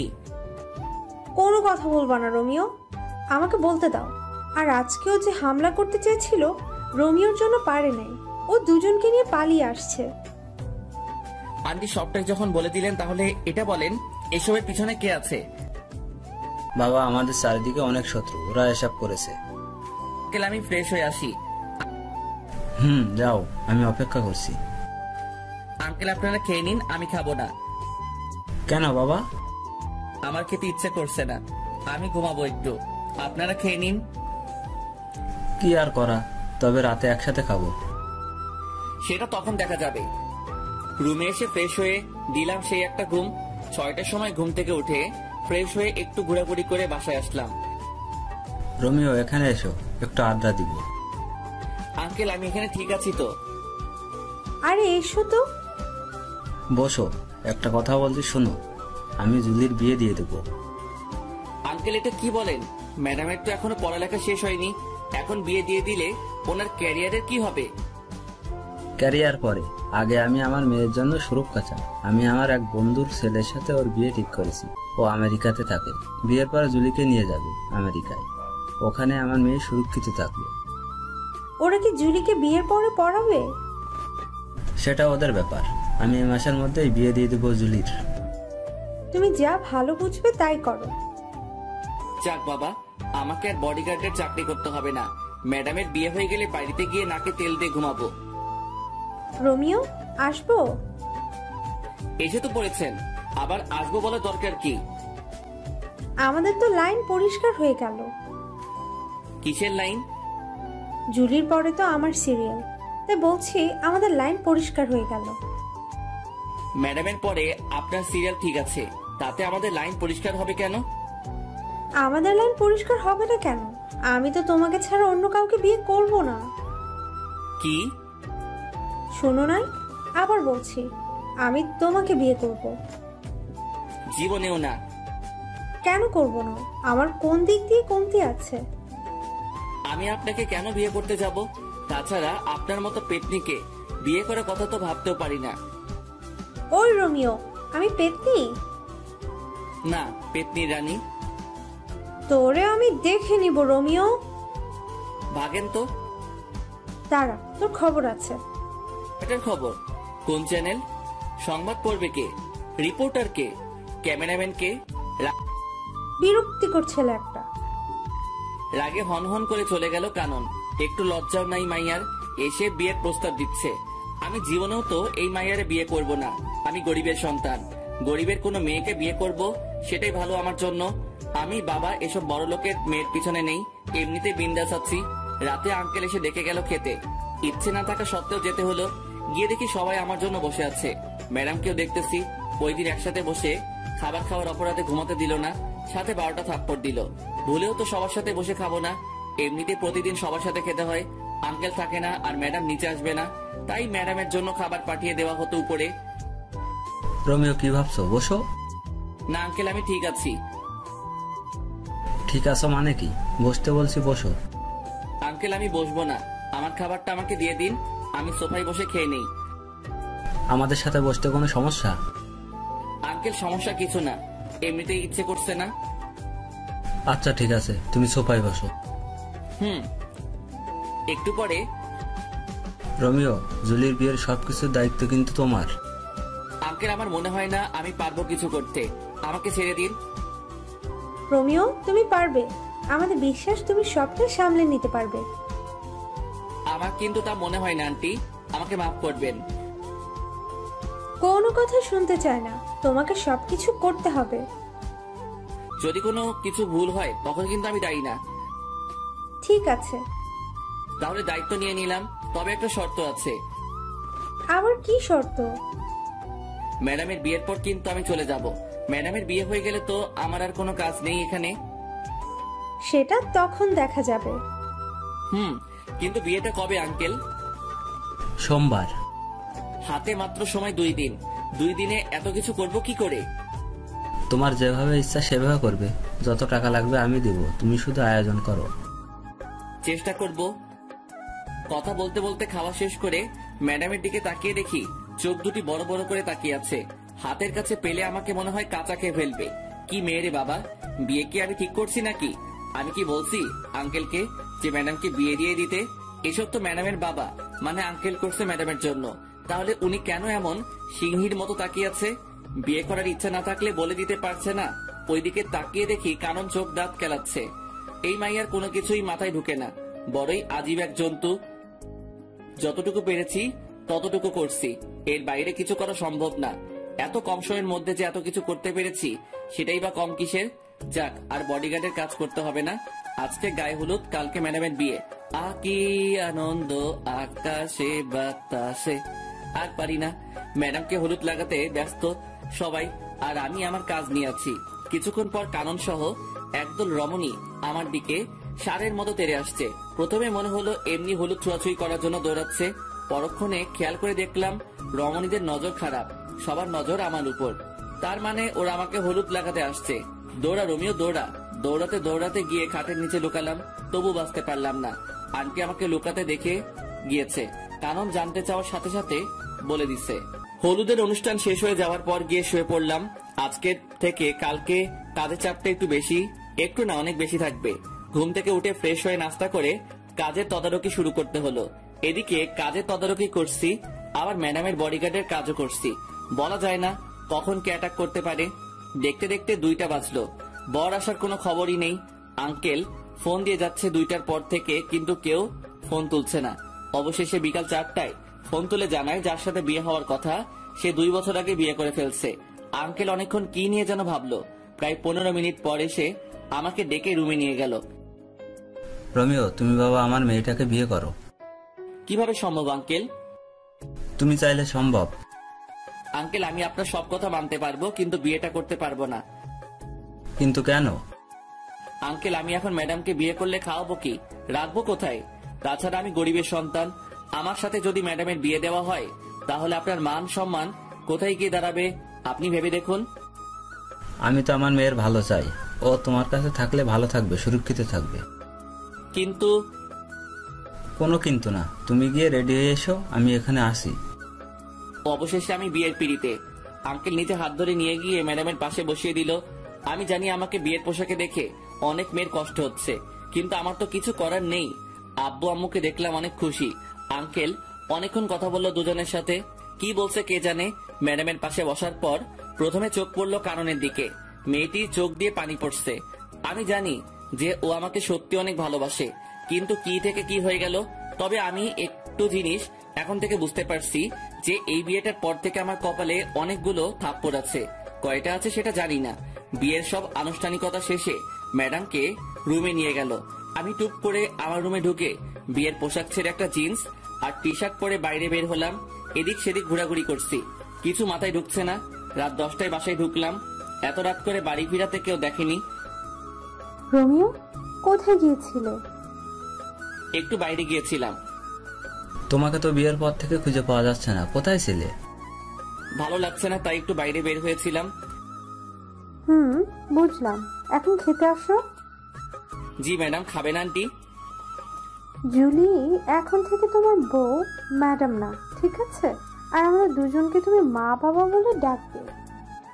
আগে ম্যাডাম আমাকে মেনে নিক, তারপর ভেবে দেখবো। তাও ঠিক বলছো, এখন খেয়ে নাও। কানন চুপচাপ খাচ্ছে আর বারবার আমার দিকে তাকাচ্ছে। আমি জানি মেয়েটি অনেক কষ্ট পেয়েছে। ভালোবাসার মানুষটা অন্য কারো হয়ে যেতে দেখলে কে বা ভালো থাকতে পারে। খুব কষ্ট হচ্ছে কাননের জন্য, কিন্তু আমার কিছুই করার নেই। চুপচাপ খেয়ে নিলাম। সারাদিনের ক্লান্তি ভর করে আছে, এখন একটা ঘুম দিতে পারলে ভালো হয়। রোমিও, কোথায় যাচ্ছ? ঘুমাতে যাচ্ছি। তা তো বুঝলাম, কিন্তু ওই দিকে কেন? কোথায় যাব? আমার রুম তো ওইটা। আজ থেকে তোমার আর জুলির রুম একটা, আর আজকে তোমাদের বাসর রাত। তুমি উপরে জুলির রুমে যাও। কানন বলছে এই কথা ও কিভাবে পারলো এত তাড়াতাড়ি নিজেকে মানিয়ে নিতে? যাক, ভালোই হলো। যত তাড়াতাড়ি মানিয়ে নিতে পারবে ততই ভালো হবে তার জন্য। ওই রোমিও, কি ভাবছো? না, কিছু না। তাহলে যাও জুলির রুমে। আচ্ছা চলো, আমি তোমাকে এগিয়ে দেই। লাগবে না। আরে চলো তো। কানন জোর করে বাইরে থেকে ধাক্কা দিয়ে ম্যাডামের রুমে ঢুকিয়ে দিয়ে দরজা বাইরে থেকে বন্ধ করে দিছে। আমার এখন কি করা উচিত আমি বুঝতে পারছি না। সোফায় গিয়ে শুয়ে পড়বো নাকি ম্যাডামের সাথে কথা বলবো? রুমের মধ্যে পায়চারি করছি আর ভাবতেছি কি করব। এদিকে ম্যাডাম আমার দিকে তাকিয়ে আছে, আমার গতিবিধির উপর নজর রাখছে। প্রায় 45 মিনিট ভেবেও কিছু পেলাম না। আরো 5 মিনিট পর ম্যাডাম প্রথম মুখ খুলল। বান্দরের মতো লাফাচ্ছিস কেন? ম্যাডাম, লাফাচ্ছি না তো, ভাবছি। কি ভাবছিস? বলা যাবে না। না বললে নাই, তোর কথা শোনার শখ আমার নাই। ম্যাডাম, আজকের এই বিয়ের জন্য আমি দায়ী না। তাহলে কে দায়ী বল? আপনার বাবা, উনি জোর করে বিয়ে দিচ্ছে। আমি কি করব বলেন? বিয়ে দিছে শেষ, আর কোনো কথা নাই। আমি তোরে মানবো না। আমার ঠেকা পড়ছে নাকি? ওই শোন, আমি তোরে আমার বর হিসেবে মানবো না। কোনোদিন যদি স্বামীর অধিকার নিয়ে আসছিস তো সেদিন দেখবি কি করি তোরে। আমি এখন একটু ঘুমাবো, আসি। ওইদিকে কই যাস? আমার রুমে ঘুমাবো। কাননের রুমে যাবি না বলে দিলাম। ম্যাডাম, এখানে কাননের কথা আসছে কেন? তোর তো আবার ওর সাথে ভাব বেশি। এখন যদি ওর কাছে চলে যাস? তাতে আপনার কি? বেশি কথা বলবি না। যা, কোথায় যাবি? আমার ঘুম পাচ্ছে। কত বড় ফাজিল মাইয়া, নিজে তো বাসর ঘরে জায়গা দেয় নাই, আবার কাননের কথা বলছে। আমি লুইচ্চা, বদমাইশ, ইতর, চরিত্রহীন হতে পারি, তাই বলে অন্যের দিকে নজর দিব কেন? ঘরে বউ থাকতে ইস, দেখতে বউ বলে মনে হচ্ছে না, মনে হচ্ছে কোনো পরী বসে আছে বিছানায়। আচ্ছা, পরীদের তো ডানা থাকে, আমার বউয়ের কি ডানা ছিল? যদি ডানা থাকতো তাহলে তো দেখতাম। আজ প্রথম ম্যাডামকে শাড়ি পরা অবস্থায় দেখছি। অন্য মেয়েরা তো শখ করে হলেও শাড়ি পরে, কিন্তু উনি কখনো পরে নাই। কখন ঘুমিয়ে পড়ছে নিজেই জানি না। সকালে দুলাভাই দুলাভাই দুলাভাই চিৎকারে ঘুমের কয়টা বাজলো খবর নেই। কে এই রমণী সকাল সকাল দুলাভাই দুলাভাই করে দরজা ধাক্কাচ্ছে? গুড মর্নিং দুলা ভাই। শুধু তাকিয়ে আছি। এই মাইয়ার এমন আচরণ দেখে তো আমি পুরাই টাসকি। দুলা ভাই, কি দেখছেন? আপুকে দেখেন না কালকে? না, দেখি নাই আপুকে। আমি তো নিজে নিয়ে গেলাম আপনাকে আপুর রুমে, বাসর ঘরে। তো কি হয়েছে? কি হয়েছে মানে? কালকে কি আপনি আপুর সাথে বাসর করেন নাই? কে বলছে করি নাই? করছি তো। তাহলে আপনি এখানে কেন? আপনার আপু বলছে সকাল 10টায় উঠবে। আমি যদি ওখানে থাকি তাহলে আপনি ডিস্টার্ব করলে ঘুমাতে পারবে না, তাই আমারে সকাল সকাল এখানে পাঠিয়ে দিল। দুলা ভাই, আপু কি দিল কালকে রাতে? যা দিল তা তো বলা যাবে না। ভাই বলেন না, আমি ছাড়া তো কেউ জানবে না। আপনাকে বলবো কেন কালকে রাতের কাহিনী? ভাইয়া বলেন না প্লিজ। বলবো। বলেন। আমার লজ্জা করছে। ইস, মেয়েদের মতো লজ্জা পাওয়ার কিচ্ছু হয়নি, বলেন। বলবো। আরে বাবা বলেন না। বাস। কি? কালকে রাতে আপনার আপু আমারে বাস দিছে। এই কথাটা আরো আগে বলে দিলে কি হতো? আগে না বলি আর পরে বলছি, কথা তো বলছি নাকি? তা কেমন বাস দিল? লম্বা, তৈল মাখানো লম্বা লম্বা বাস দিল। ভালো করছে। এখন উঠে আসুন, আর জিম করতে যেতে হবে না। বিয়ে তো হয়ে গেছে, কেউ পড়বে না। কি মেয়ে রে বাবা, জানি মেয়েটি ফাজিল, তবে এতটা যে ফাজিল সেটা জানতাম না। কথা বাড়িয়ে লাভ নেই, খেয়ে আসি। রোমিও বাবা, তোমাকে একটা কথা বলি, আমার মেয়েটিকে কেউ কোনোদিন কোনো কিছু জোর করে করাতে পারেনি। ওর যা ভালো লাগে ও তাই করে। আমি জানি না ও এই বিয়েটা মেনে নিয়েছে কিনা, তবে তুমি এতদিন যেভাবে ওর পাশে ছিলে সারা জীবন সেভাবে থাকবে। আঙ্কেল, আপনি চিন্তা করবেন না, আমি আছি তো। আমি বিকেলে ফ্লাইটে চলে যাচ্ছি, আর বিকেলে তোমরা ঢাকা দিকে রওনা হবে। কেন আঙ্কেল? আমার একটা বাড়ি আছে ওখানে, সেখানে তোমরা দুজনে থাকবে আজ থেকে। কিন্তু কোনো কিন্তু না, যেটা বলছি সেটা করবে। আচ্ছা ঠিক আছে। বিকেলে আঙ্কেলকে বিদায় দিয়ে আমরাও ঢাকার দিকে রওনা হলাম। কি ব্যাপার, ম্যাডাম এত শান্ত হয়ে আছে কেন? এমন শান্ত থাকতে তো ম্যাডামকে আগে কোনোদিন দেখিনি। তবে কি আমার উপর আজকে কোনো ঝড় আসতে চলেছে? গাড়িতে উঠে ড্রাইভারের পাশে সিটে গিয়ে বসে পড়লাম, আর ম্যাডাম পিছনে গিয়ে বসলো। আঙ্কেলকে বারবার বারণ করার পরও ড্রাইভার দিয়ে দিল সাথে। 9 ঘন্টা পর আমরা ঢাকার বাড়িতে পৌঁছালাম। রাত 12টায় গিয়ে বাসায় ঢুকলাম। বাড়িতে কেউ না থাকলে যা হয় আর কি, সব জায়গায় ময়লা জমে আছে, কেমন যেন একটা গন্ধ আছে। আমি চারপাশে তাকিয়ে তাকিয়ে দেখছি, আর ম্যাডাম আমার দিকে চোখ বড় বড় করে তাকিয়ে আছে। ওই তাকিয়ে তাকিয়ে কি দেখছিস? অনেক ক্লান্ত লাগছে, আমি ঘুমাবো। কে বারণ করছে আপনাকে ঘুমাতে? কে ঘুমিয়ে পড়েন। ঘুমিয়ে পড়বো মানে কি? আমি কি না খেয়ে ঘুমাবো নাকি? তো খেতে বারণ করছে কে? খাবার পাবো কোথায় আমি? তুই গিয়ে নিয়ে আয়। কোনটা করবেন সেটা বলেন। আগে খাবেন নাকি ঘুমাবেন? দুইটা করব। আগে কোনটা করবেন? খাবো। কি খাবেন? বিরিয়ানি খাবো। সাথে আর কিছু লাগবে? একটা প্রাণাক নিয়ে আসবি। টাকা দেন। এই তোর লজ্জা করে না আমার কাছে টাকা চাইতে? লজ্জা করবে কেন? টাকা তো আমি রাখছি আপনার ব্যাগে। কি? আপনি ব্যাগ খুলে দেখেন।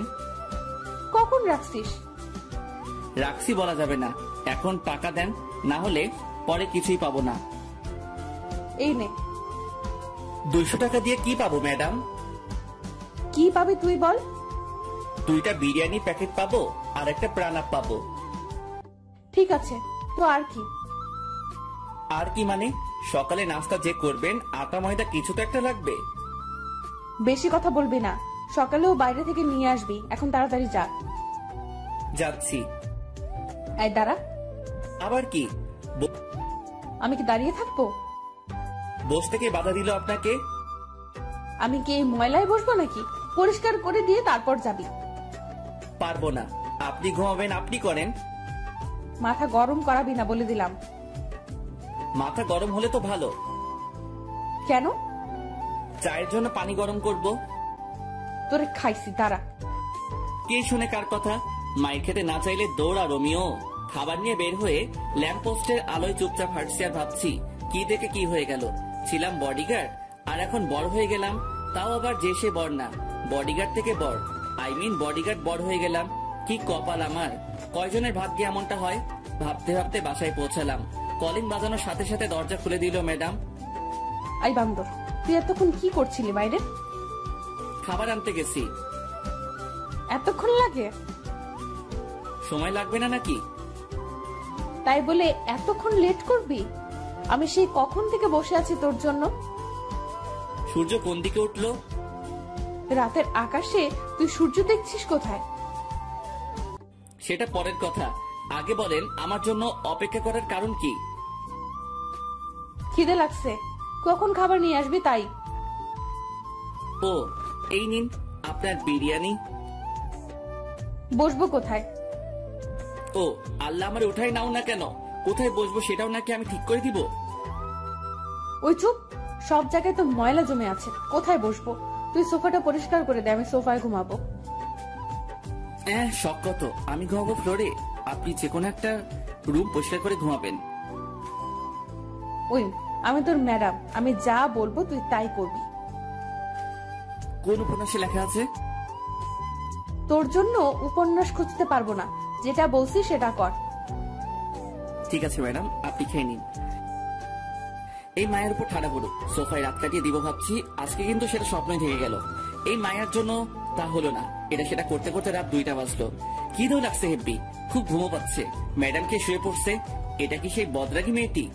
কি সুন্দর লাগছে ঘুমন্ত অবস্থায় আমার ম্যাডামকে। কিছু চুল এসে মুখে পড়ে আছে, এতে করে আরো মায়াবী লাগছে ম্যাডামকে। একটু ছুঁয়ে দিতে ইচ্ছে করছে ম্যাডামকে। আচ্ছা ম্যাডাম তো এখন আমার বউ, ছুঁয়ে দেখবো কি একটু? যদি একটা থাপ্পড় দেয় তখন কি হবে? না বাবা দরকার নেই, ছুঁয়ে দেখার পরে কোনোদিন যদি আমায় মেনে নেয় তারপর না হয় ছুঁয়ে দেখা যাবে। খেয়ে শুয়ে পড়লাম ফ্লোরে, সেই একটা ঘুম হলো। কিন্তু সকালে শান্তিতে ঘুমাতে পারলাম না, 2টায় ঘুমাইছি। সেখানে সারাদিনের ক্লান্তি কাটিয়ে ঘুম থেকে উঠতে উঠতে 10টা না হোক 8টা তো বাজতে হবে। কিন্তু না, সেটা আর হলো না। সকাল সকাল ম্যাডামের চিল্লানিতে ঘুম ভাঙলো। ম্যাডাম সকাল সকাল এত চিল্লানি শুরু করে দিলেন কেন? চিল্লানি দিব না কেন তুই বল? কালকে রাতে মশা কামড়িয়ে কামড়িয়ে আমারে শেষ করে দিল। তার উপর ঠান্ডা লাগছিল, তুই একটা চাদরও দিলি না গায়ে। আমি একটুও ঘুমাতে পারিনি। ওহ আল্লাহ, আমি কোন মেয়ের পাল্লায় পড়ছি? উনি রাতে ঘুমাতে পারে নাই বলে আমারও ঘুমাতে দেয় নাই। প্রতিদিন তো সকাল 6টায় উঠিস, এখন 8টা বাজে উঠছিস, তারপরও এমন করছিস কেন? এখন যা নাস্তা নিয়ে আয়। হ্যাঁ, আমি যে সকাল 6টায় উঠি তা আপনি জানলেন কি করে? তার মানে আপনি আমায় প্রতিদিন লুকিয়ে লুকিয়ে দেখছেন? তোরে দেখতে যাবো কেন? তুই কে? নাস্তা নিয়ে আয়, খিদে লাগছে। যাচ্ছি। নাস্তা শেষ করে কাজ নিয়ে ব্যস্ত হয়ে পড়লাম। এত বড় বাড়ি পুরোটা আর 2জন মানুষকে নিয়ে পরিষ্কার করলাম। ম্যাডাম বসে বসে দেখছে আর চিপস খাচ্ছে। এই মাইয়া পারেও বটে, সারাদিন চিপসকে কাটিয়ে দিল। কয়টা খাইছে হিসাব নাই। আর এদিকে আমার অবস্থা খারাপ হয়ে যাচ্ছে খিদেই। ম্যাডাম রাতে কি খাবার নিয়ে আসবো নাকি রান্না করব? বাইরে খাওয়ার বেশি হলে শরীর খারাপ করবে, তুই রান্না করে নিবি। পারবো না, আপনি করে নেন। বাবা কি বলেছিল মনে নাই তোর? আমারে দেখে রাখতে বলছে। দেখে রাখতে বলছে, রান্না করে খাওয়াতে নয়। বেয়াদব, মুখে মুখে কথা বলিস। যা বলছে তাই কর। পারবো না, আমি খাবো না, রান্নাও করবো না। সারাদিন কাজ করছে, এখন ঘুমাবো। যা রান্না কর। শালার কপাল, বিয়ে করছি কোথায় বইয়ের হাতে রান্না খাবো, কিন্তু এমন পোড়া কপাল, শুধু থাপ্পড় খাচ্ছি। দূর, ভাল লাগে না। প্রথমে ভাবলাম রান্না করব না, পরে ভাবলাম রান্না না করলে তো মেয়েটি খাবে না। দুপুরে কাজে ব্যস্ত ছিলাম বলে রান্নাও করতে হয়নি, বাইরে থেকে কিছু নিয়ে আসতেও হয়নি। সকালে চিপস আনতে বলছে, ওগুলো খেয়েছে সারাদিন বাচ্চাদের মতো বসে বসে। যা পারি কিছু একটা রান্না করি, কিছু একটা তো খাওয়া হবে। রান্না শেষ করে ম্যাডামকে খেতে রাখতে গিয়ে দেখলাম গান শুনছে মোবাইলে ইয়ারফোন লাগিয়ে। সেটা ওনার বিভিন্ন অঙ্গভঙ্গির মাধ্যমে বোঝা যাচ্ছে। ম্যাডাম, ও ম্যাডাম। ওই কি হয়েছে, চিল্লাস কেন? খেতে আসেন। খাবো না, তোর খাবার তুই খা গিয়ে। না খাইলে আমার কি? রান্না করছি, খেলে খাবে, না খেলে নাই, আমার কি? আমি খাওয়া শুরু করার পরে ম্যাডাম এসে বসে পড়লো। আমি শুধু খাচ্ছি, ম্যাডাম যে আসছে সেটা আমি জানি না, এমন ভাব করছি। ওই প্লেট দে, খিদে লাগছে, খাবো তো। একটু আগে তো বললেন খাবেন না, তাহলে এখন আবার খেতে আসছেন কেন? তোরে বলবো কেন? তুই কে? আপনার বর। আবার যদি কোনোদিন তোর মুখে এই কথা শুনি তো তোর খবর আছে। আচ্ছা ঠিক আছে, আর বলবো না, এবার খেয়ে নিন। শুধুই কি এই ভাত আর ডিম ভাজি?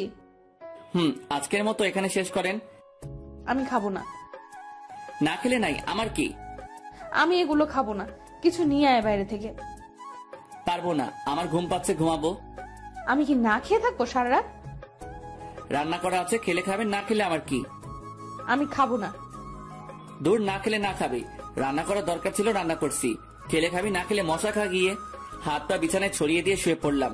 বিছানা ভিজে ভিজে লাগছে কেন? তাহলে কি আমি হিসু করে দিছি? না, তা কি করে হয়? আম্মু বলে আমি নাকি ল্যাংটা কাল থেকে বিছানায় হিসু করি না। আজকে কি সে রেকর্ড ভেঙে ফেললাম নাকি? না, সেটা কি করে হয়? তাড়াতাড়ি করে উঠে বসে দেখি ম্যাডাম হাতে একটা বালতি নিয়ে দাঁড়িয়ে আছে। তার মানে আমি রেকর্ড ভাঙি নাই। ম্যাডাম পানি ঢেলে দিছে বিছানায়। ম্যাডাম, এটা কি হলো? আপনার জন্য কি একটু শান্তিতে ঘুমাতেও পারবো না? ঘুমাবি মানে কি? আমি জেগে থাকবো তুই ঘুমাবি, সেটা হবে না। অনেক ঘুমাইছিস, এবার উঠে নাস্তা রেডি কর। কালকে সারা রাত খিদের জ্বালায় ঘুমাতে পারিনি। খাবার তো ছিল, না খেলে কি করা থাকে বলেন? বেশি কথা বলবি না, নাস্তা রেডি কর। যাচ্ছি। মেয়েটি কি একটু নরম সুরে কথা বলতে পারে না? সব সময় কেমন যেন খিটখিট করে, ভাল লাগে না। সব সময় ম্যাডামের জ্বালাতন সাথে থাপ্পড় খেতে খেতে এগিয়ে চলছে আমার বিবাহিত প্যারাময় জীবন। বউটা আমার রাগী হলে কি হবে? কোনো খারাপ অভ্যাস নাই, তবে একটা বাজে অভ্যাস আছে। সেটা হলো স্বামীর গায়ে হাত তুলে। এই মেয়ের হাতে এখনো পর্যন্ত কয়টা থাপ্পড় খেয়েছি তার কোনো ঠিক নেই। বিকেলে ঘুমাচ্ছি, এমন সময় মনে হলো ভূমিকম্পন শুরু হয়েছে। তাড়াতাড়ি বাইরে বের হতে গিয়ে দেখি মোবাইলে আম্মুর নাম্বার ভাসছে। তখন মনে হলো ভূমিকম্পন হচ্ছে না, আমার মোবাইলই ডাকতেছে। হ্যালো আম্মু, কেমন আছো? ভালো থাকতে দিলি কবে?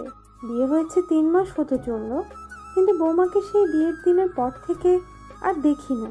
তোরা এতবার করে বললাম বউকে নিয়ে একবার ঘুরে যা। কার বউ? কিসের বউ? কিভাবে বউ হলো? ওই ফাইজলামি হচ্ছে আমার সাথে? যাও, কি যে বলো না আম্মু, তোমার সাথে কি আমি ফাইজলামি করতে পারি বলো? তাহলে বল, কবে আসবি বৌমাকে নিয়ে? আমি জানি না, জিজ্ঞেস করে দেখি যাই কিনা। তুই নিয়ে আসলে তো আসবে, কালকে নিয়ে আসবি। আচ্ছা, দেখি কি করা যায়। দেখা দেখির কাজ নাই, কালকে আসতে হবে তোদের। আচ্ছা আসবো। এ কেমন বায়না করলো আম্মু? মুরগিকে বলছে বাঘকে ডিনারের জন্য রাজি করাতে, বাঘে যদি আমারে চেপে ধরে তাহলে তো আমি শেষ। ম্যাডাম, অনেকদিন হলো কোথাও যাওয়া হয় না, চলেন কোথাও থেকে একটু ঘুরে আসি। মতলব কি সেটা বলতো? মতলব আবার কি হবে? আম্মু ফোন দিয়ে বলছে আপনাকে নিয়ে আমাদের বাড়িতে যেতে কালকে। আপনি কি যাবেন? না, আমি কোথাও যাব না, তুই যা। আচ্ছা ঠিক আছে, আমি যাব। আপনাকে যেতে হবে না? হুম। সকালে ঘুম থেকে উঠে নাস্তা বানিয়ে নাস্তা করে রেডি হয়ে নিলাম। যেতে যেতে এমনি সন্ধ্যা হয়ে যাবে, জ্যামে পড়লে তো অবস্থা হালুয়া হয়ে যাবে। তবুও রওনা দিতে দিতে 9টা বেজে গেল। ওই দাঁড়া, আমি যাব তো। আপনি আবার কোথায় যাবেন? আমি কি এখানে একা থাকবো নাকি? আমাকে আমাদের বাড়িতে রেখে তারপর যাবি তুই। আমি পারবো না, আপনি পথে নেমে পড়লেই তো হয়। পারবো না, তুই রেখে আসবি। আমার দেরি হয়ে যাচ্ছে, আমি আসি। আর আপনি যদি আমার সাথে যেতে চান তাহলে আমার বাড়িতে যেতে হবে, না হলে আপনার পথে আপনি যান, আমার পথে আমি যাব। তুই তো আচ্ছা ফাজিল ছেলে, আমি যেটা বলবো তোকে সেটা করতে হবে। সেটা পরে দেখা যাবে, আগে তো রওনা দেই। হুম, চল। বাস চলছে নিজের আপন গতিতে, আমরাও এগিয়ে যাচ্ছি বাড়ির দিকে। বডিগার্ডের কাজ পাওয়ার পর আর বাড়িতে যাওয়া হয়নি, আজ অনেকদিন পর যাচ্ছি। ম্যাডাম বসে আছে আমার পাশের সিটে আর চিপস খাচ্ছে। মেয়েটি কি কিছু পারে না চিপস খাওয়া ছাড়া? অনেকক্ষণ পর ম্যাডাম আমার কাঁধে মাথা রেখে ঘুমাচ্ছে। অনেকক্ষণ চিন্তা করে দেখলাম এখন ঘুমাচ্ছে, পরে যখন ঘুম থেকে উঠে দেখবে আমার কাঁধে মাথা রেখে শুয়ে আছে, তখন দেখে যদি থাপ্পড় লাগিয়ে দেয় তাহলে বাসের মধ্যে যা একটু সম্মান আছে সেটাও খেয়ে ফেলবে। তার থেকে বরং জাগিয়ে দেই। ম্যাডাম, ম্যাডাম উঠেন। কি হয়েছে? ব্যথা করছে হাতে। তো আমি কি করব? আপনার জন্য তো এমন হলো। আমি কি করছি? আপনি যদি আমার কাঁধে মাথা না রাখতেন তাহলে ব্যথাও হতো না। এই, তোর লজ্জা করে না? একটা মেয়ের মাথা কাঁধে রাখতে পারিস না? আমার কি ঠেকা পড়ছে যে আপনার মাথা আমার কাঁধে রাখবো? বেশি কথা বলিস কেন? চুপ থাকতে পারিস না? না, পারি না। আবার কথা বলিস মুখে মুখে। এই তালা দিলাম মুখে, আর কোনো কথা বলবো না। বাড়িতে আসতে আসতে 7টা বেজে গেল, পথে একটু কথাও হয়নি ম্যাডামের সাথে। কখন যে বাসার দরজায় এসে দাঁড়িয়েছি নিজেই জানি না। কি রে, কি ভাবছিস? ওহ আম্মু, তুমি? আমি হব নাকি ভূত হবে নাকি? না, তেমনটা না। আমার বৌমাকে নিয়ে আসছিস তো? তোমার বৌমা কোথায় পাবো? পিছনে দাঁড়িয়ে আছে যে, ওটাকে? ভূত মনে হয়, তাকিয়ে দেখো। কি, তুই আমার বৌমাকে ভূত বললি? তোর আজকে খাওয়া বন্ধ। খাওয়ার এত শখ নাই, তুমি তোমার বৌমাকে নিয়ে খাওয়াও। আসো মা, ভিতরে আসো। এটা কি হলো? ম্যাডাম তো চলে এলো। মাইয়া জাতি বড় অদ্ভুত জাতি। সকালে কত ভেজাল করলো এই মাইয়া এখানে আসবে না বলে, আর এখন কত সহজে আম্মুর সাথে হাসি খুশি চললো। মনে হচ্ছে না মেয়েটি রাগী বদমেজাজি। রোমিও, খেতে আয়। খাবো না, তুমি খাও তোমার বৌমাকে নিয়ে। রোমিও, আয় বাবা, অনেকদিন হলো একসাথে বসে খাওয়া হয়নি। না না, খাবো না, তোমাদের বৌমা আসছে, ওরে নিয়ে খাও। ওই, বেশি বাড়াবাড়ি করবি তো খাওয়ার পাবি না। এই না, তা কি করে হয় আম্মু? তা যদি না হয় তাহলে খেতে আয়। আসছি, হাফ মিনিট দাঁড়াও। দাঁড়ানোর সময় নাই। এই তো আসছি। বসে পড়। এত আয়োজন কখন করলে আম্মু? আমার বৌমা আসবে আর আমি কিছুই রান্না করব না নাকি? আমার জন্য তো কোনোদিন এত কিছু করনি, আজ বৌমা আসছে বলে এত কিছু? আবার যদি শুনি আমার বৌমাকে নিয়ে কোনো কথা বলিস তাহলে তোর কপালে কিছুই জুটবে না। এবার বল কি করবি? কিছুই বলবো না আর, এই চুপ করলাম। বাপরে বাপ, এ কেমন বিচার! আম্মু দেখছি ম্যাডামের দিকে ঝুঁকে পড়ছে। এই মায়া কি কোনো জাদু জানে নাকি? যদি এমন জাদু আমি জানতাম তাহলে কবে ম্যাডামকে থুক্কু বউকে পটিয়ে নিতাম। খাওয়া শেষ করে বাইরে গিয়ে একটু ঘোরাঘুরি করে বাসায় এসে ফ্রেশ হয়ে আমার রুমে ঘুমাতে গেলাম। রুমে ঢুকে দেখি ম্যাডাম বসে আছে বিছানায়। অনেক ক্লান্ত লাগছে, তাই কোনো কথা না বলে বালিশ নিয়ে নিচে শুয়ে পড়লাম। চোখ বন্ধ করার সাথে সাথে বুকের উপর ভারী ভারী লাগছে, সাথে গলা চেপে ধরছে মনে হলো কেউ। চোখ খুলে দেখি ম্যাডাম। আরে আরে কি করছেন? ছাড়ুন বলছি। ছাড়বো না। কি বলা হচ্ছে শুনি? কি বলছি? মনে করে দেখ কি বলছিস। মনে পড়ছে না, মরে যাব তো। ছাড়ুন বলছি, ছাড়ুন। ছাড়বো না। কি বলছিস শুন? তোমার বৌমা আসছে, তোমার বৌমাকে নিয়ে খাওয়া। এই, আমি তোরে বলছি না আমার বাড়িতে রেখে আসতে? আমিও বলছিলাম পারবো না। ছাড়ুন না ম্যাডাম, মরে যাব তো। ছাড়বো না। মরে যা, মরে গেলে তো আমি বাঁচি। আমি তো মরবো না। তাহলে আমি তোরে নিজের হাতে খুন করব। পারলে করেন, কে বারণ করছে? মারবো মারবো, সুযোগটা আগে আসুক তারপর। 2 দিন বাড়িতে কাটানোর পর আবার ঢাকায় ফিরে এলাম। তারপর থেকে আগের মতোই চলছে, সব সময় প্যারা দিয়ে চলছে। ম্যাডাম, থুক্কু, বউ। পরদিন বিকালে। এই রোমিও, কেমন আছো? ভালো, তুমি? ভালো থাকতে তুমি কোথায় দিচ্ছ? আমি কি করছি? তোমায় যে ভালোবেসে ফেলেছি। ম্যাডাম জানে এটা? পাগল নাকি? তোমার ম্যাডাম জানতে পারলে তো আমাকে মেরে ফেলবে। ওই দিন যা করলো তোমার কথা জিজ্ঞেস করাতে। তাহলে এখন আবার কথা বলছো কেন? তুমিও মরবা, সাথে আমারও মারবা? আচ্ছা, তোমার বউ তো তোমাকে ভালোবাসে না, তাহলে ওকে ডিভোর্স দিয়ে দাও। যাও যাও, তুমি গিয়ে ম্যাডামকে বলে আসো আমাকে যেন ডিভোর্স দিয়ে দেয়। আচ্ছা বলবো, তবে ডিভোর্স দিয়ে দিলে আমাকে গলায় ঝুলিয়ে নিতে হবে। যদি ডিভোর্স করাতে পারো তবে। ওকে, আমি রাজি। তবে ম্যাডাম যদি আমারে কিছু বলে তাহলে আমি সব বলে দিব। তোমাকে বলতে হবে না, আমি বিকালে তোমাদের বাসায় এসে জানাবো। যদি মার খেতে না চাও তাহলে বাসায় থাকো, আর যদি মায়ের খাবার শখ থাকে তাহলে বিকেলে এসো। আসবো আসবো। কি মেয়ে রে বাবা, মরার ভয় নেই নাকি? ও আসবে আমার আর ম্যাডামের ডিভোর্স করাতে? আমার তো লুঙ্গি ড্যান্স দিতে ইচ্ছে করছে। বিকেল এসো, চা নাস্তার বদলে মায়ের খেয়ে যেও। ইদানিং ম্যাডাম আমাকে যেভাবে প্রতিদিন পিটায় কোনো কারণ ছাড়া, আর উনি আসবে ডিভোর্স নিয়ে কথা বলতে। ওহ, ওই মায়ের তো পরিচয় দেওয়া হয়নি। উনি হলো আমাদের বাড়ির থুক্কু, আমার শ্বশুর বাড়ির পাশের বাসার একটি মেয়ে। এখানে আসার পর থেকে আমার পিছনে পড়ে আছে। ওর নাম তো বলা হয়েছে, তবুও বলি, ও ইভা। পড়ালেখা শেষ করে বসে আছে, থুক্কু বসে নাই, আমার পিছনে পড়ে আছে। আজকে আর ঘুমালাম না, 4টার সময় বের হয়ে গেলাম বাসা থেকে। বাসায় থাকলে আজকে আমার উপরে দিয়ে শনি রবি সোম মঙ্গল সব চলবে। 9টার দিকে বাসায় ঢুকলাম, ঢুকে সোজা রান্নাঘরের দিকে দিলাম দৌড়। খুব খিদে লাগছে, খাবার গরম করতে হবে। ম্যাডাম ঠান্ডা খাবার খেতে পারে না, আর আমি ঠান্ডা ছাড়া খেতে পারি না। রাতে একসাথে খেয়ে শুয়ে পড়লাম। আমার রুমে গিয়ে, ম্যাডাম থাকে অন্য রুমে। একটু পরে ম্যাডাম ঢুকলো আমার রুমে হাতে একটা লাঠি নিয়ে। এদিকে ভয়ে আমি কাঠ হয়ে যাচ্ছি। আই, এদিকে আয়। কেন ম্যাডাম? কাজ আছে, আয়। কি কাজ তাড়াতাড়ি বলেন, আমি ঘুমাবো। তোর ঘুম পাড়াচ্ছি, দাঁড়া। আরে আরে ম্যাডাম, আমাকে মারছেন কেন? আমি কি করছি? তুই পাশের বাসার রিভা পেতনিকে কি বলছিস? বিশ্বাস করেন ম্যাডাম, আমি কিছু বলি নাই। তাহলে ও কি আমার বোকা বানাইছে? হতে পারে। তার মানে তুই বলতে চাচ্ছিস আমি বোকা? সেটা কখন বললাম? তাহলে কি বলছিস? কিছু বলি নাই। আবার মিথ্যা কথা বলছিস? তোরে তো আজকে শেষ করে দিব। আমি কিছু করি নাই তো ম্যাডাম, সব দোষ ওই ইভার। ইভা, তুই ওরে বলিস নাই আমার ডিভোর্স দিয়ে ওরে বিয়ে করবি? বলিস নাই? ম্যাডাম আমি এটা বলি নাই, ও আপনাকে মিথ্যা বলছে।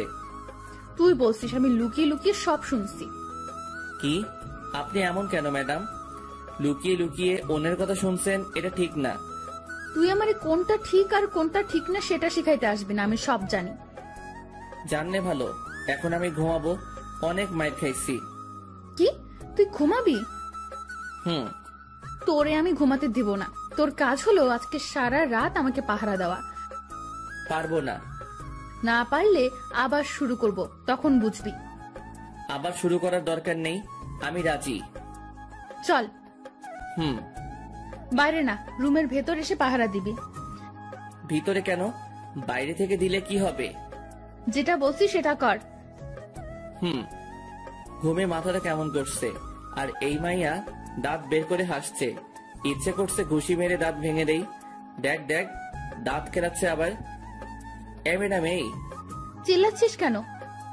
আমি ঘুমাবো। তোরে ঘুমাতে দিচ্ছে কে? এটা তোর শাস্তি। আমি কি অপরাধ করছি? তুই ইভার সাথে কথা বলছিস, সাথে ওরে পাঠাইছিস ও যেন আমাকে বলে আমি যেন তোকে ডিভোর্স দিয়ে দিই। কি? ও আমাকে বলছে তোমার বউ তো তোমাকে ভালোবাসে না, আমি তোমাদের ডিভোর্স করিয়ে দিব। আবার এটাও বলছে যে ও যদি ডিভোর্স করিয়ে দিতে পারে তাহলে আমি যেন ওকে গলায় ঝুলিয়ে নেই। কি এটা বলছে তোরে? আর তুইও রাজি হয়ে গেছিস? রাজি হয়নি তো, শুধু বলছি পারলে ডিভোর্স করাও। তবে রে হারামি, আজ তোর একদিন কি আমার যতদিন লাগে লাগুক, তোর শেষ করে ফেলবো। ছিছি, বরকে কেউ এভাবে মারে? এত শক্তি আসলো কিভাবে? উফ, কি ব্যথা! এত মেরেও যদি ঘুমাতে দিত তাহলে ভালো হতো, কিন্তু মহারানী সেটা করলো না। উল্টা সারা রাত নিজেও ঘুমায়নি, আমাকেও ঘুমাতে দেয় নাই। ভোর 5টার দিকে ঘুমিয়ে পড়লাম। ঘুম থেকে উঠে দেখি ম্যাডাম নেই। সারা বাড়ি খুঁজেও যখন পেলাম না, তখন ছাদে গিয়ে দেখি ইবার সাথে লাগছে। মাথায় ঢুকছে না আমাকে নিয়ে এত ঝগড়া করছে কেন। আমাকে ম্যাডাম নিজে তো স্বামী মানতে চায় না, তাহলে কি দরকার ইবার সাথে ঝগড়া করার আমাকে নিয়ে? রোমিও, তুমি কি বলছো? এই পেতনিটা কে? কি আমি পেতনি? তোর 14 গোষ্ঠী পেতনি। তোরে যদি আর একদিন দেখি আমার বরের দিকে নজর দিতে, তাহলে তোর চোখ তুলে ফেলবো। আমিও শেষবারের মতো বলছি, ওরা ডিভোর্স দিয়ে দাও। আমি কেন আমার বরকে ডিভোর্স দিব? কারণ আমি রোমিওকে ভালোবাসি। তোর ভালোবাসা বের করছি, দাঁড়া, এখনো সময় আছে, ওর পিছু ছেড়ে দে। এবার কি হচ্ছে এসব? তুমি কেন আমাদের ডিভোর্স করতে চাচ্ছ? আমি কি কোনোদিন বলছি তোমাকে ভালোবাসি? শুধু শুধু কেন অশান্তি করছো? ডিভোর্স দেওয়া না দেওয়া সেটা আমাদের দুজনের ব্যাপার। আশা করি আমাদের মাঝে তুই ঢুকতে আসবে না। আর তুই এখানে কেন এসেছিস? চল ভেতরে চল, তোর ব্যবস্থা করছি। টেনে ভিতরে নিয়ে গেল। রুমে ঢুকিয়ে দরজা বন্ধ করে দিল বাইরে থেকে। খিদের জ্বালায় বাঁচি না। ম্যাডাম ছেড়ে দিন না আমাকে, নাস্তা রেডি করব, খিদে লাগছে। ছাড়াছাড়ির কোনো কথা নাই, তুই আজ থেকে এই রুমে বন্ধ থাকবি। নাস্তা বানাবে কে? আমি বানাবো। রান্না করবে কে? আমি করব। ঝাড়ু দিবে কে? আমি দিব। কাপড় কাচবে কে? আমি। ইস, ঢং দেখে বাঁচি না। পারেন তো শুধু শার্ট প্যান্ট পরতে, আর আমারে ধোলাই করতে। কি কি বললি তুই? তোর খাওয়া বন্ধ আজ থেকে। ইয়াক থু, আপনি রান্না করতে পারেন নাকি যে আপনার রান্না খাবো? তোরে আমি মেরে ফেলবো। না মেরে ইভাকে দিয়ে দিন। আবার সেই ভাত? তোর মুখে কি আর কোনো নাম নেই? আছে তো। কে সে? আনন। তবে রে, তোর খাওয়া বন্ধ বলছি, বন্ধ। খাবো না। এসব কি হচ্ছে? কিছুই তো মাথা 16 জিবি মেমোরিতে ঢুকতেছে না। ম্যাডাম কি আমার উপর দুর্বল হয়ে পড়ছে? এটা কি করে সম্ভব? আমি কোথায় আর ম্যাডাম কোথায়? ম্যাডাম কি আমাকে ভালোবেসে ফেলেছে নাকি? যদি ভালো না বাসে তাহলে ইবার সাথে ঝগড়া কেন করছে আমাকে নিয়ে? তবে কি ম্যাডাম আমাকে ভালোবাসে? ম্যাডামের কোনো সারা শব্দ নেই। ম্যাডাম কি করছে দেখা দরকার, কিন্তু কিভাবে দেখবো? ম্যাডাম তো বাইরে থেকে দরজা বন্ধ করে দিছে। কি করা যায়? পাইছি, জানালা দিয়ে বের হব, কিন্তু কিভাবে? অবশেষে অনেক কষ্টের পর জানালা দিয়ে বের হয়ে ছাদে পৌঁছালাম। এবার দেখার পালা ম্যাডাম কি করে। চুপি চুপি এসে সোফার পিছনে লুকিয়ে পড়লাম। ম্যাডামকে কোথাও দেখছি না।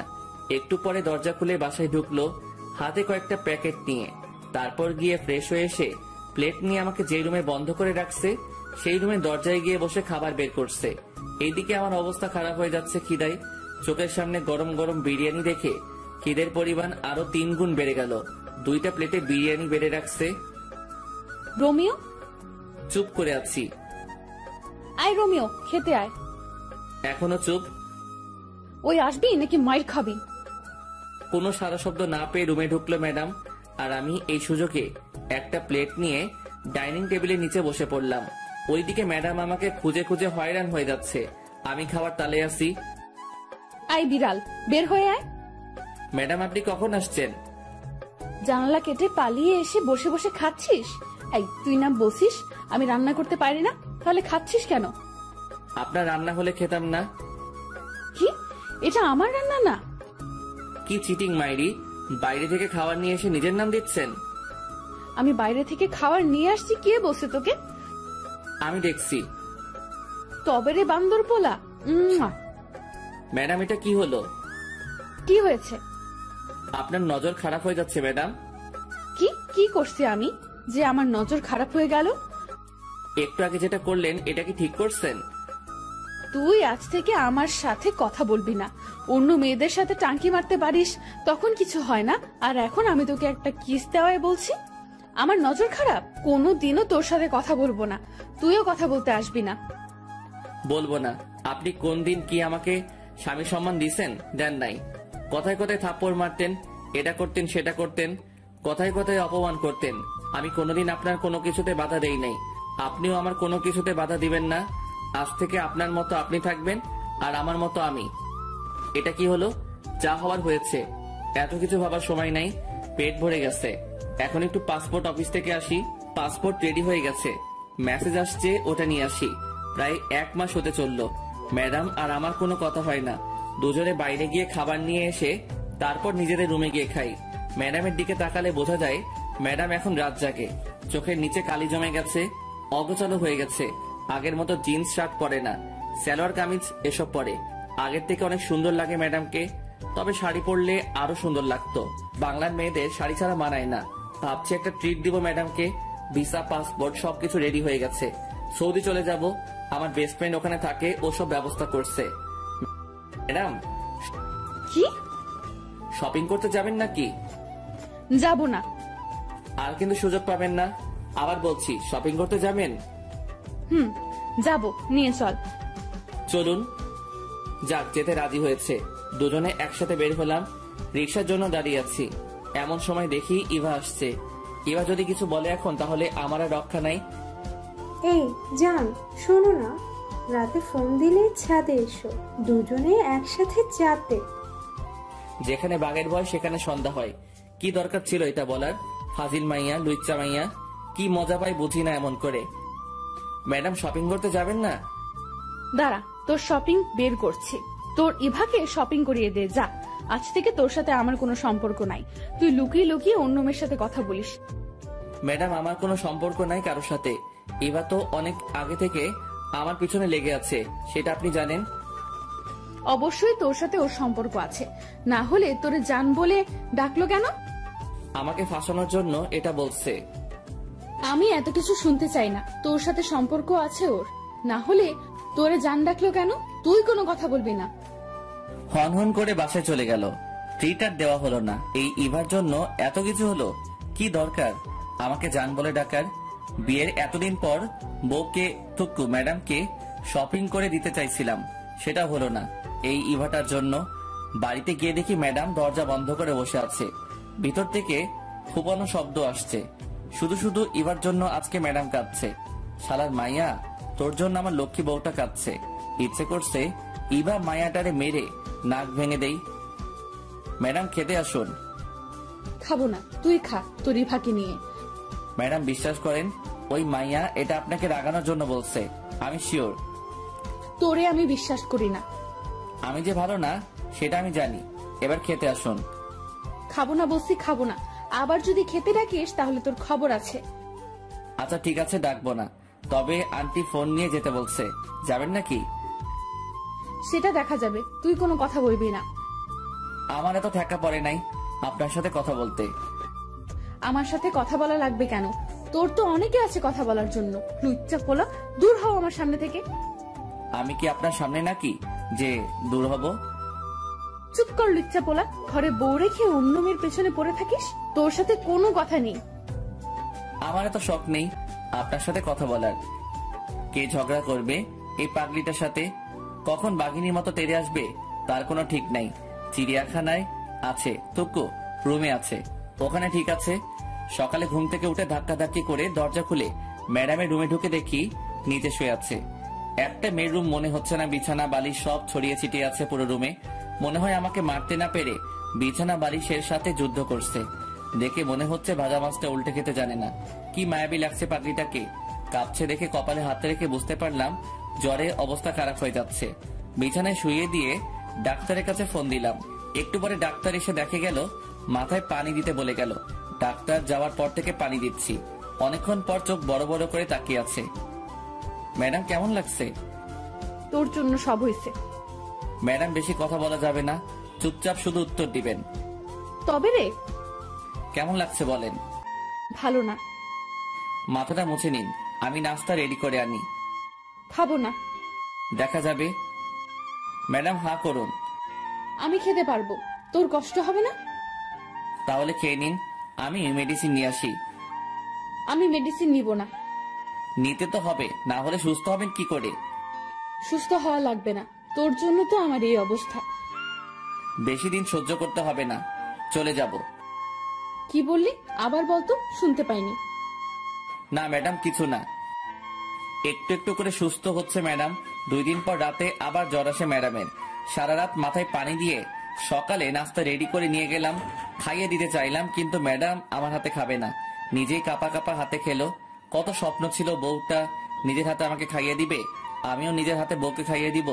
রাতে বউ আমার বুকে মাথা রেখে ঘুমাবে, গভীর রাতে দুজনে একসাথে চন্দ্র বিলাস করব, এক মগে কফি খাবো, নদীর পাড়ে দাঁড়িয়ে দুজনে একসাথে গোধূলি বিকেল দেখব। কিন্তু কিসের কি, স্বপ্ন স্বপ্নই রয়ে গেল।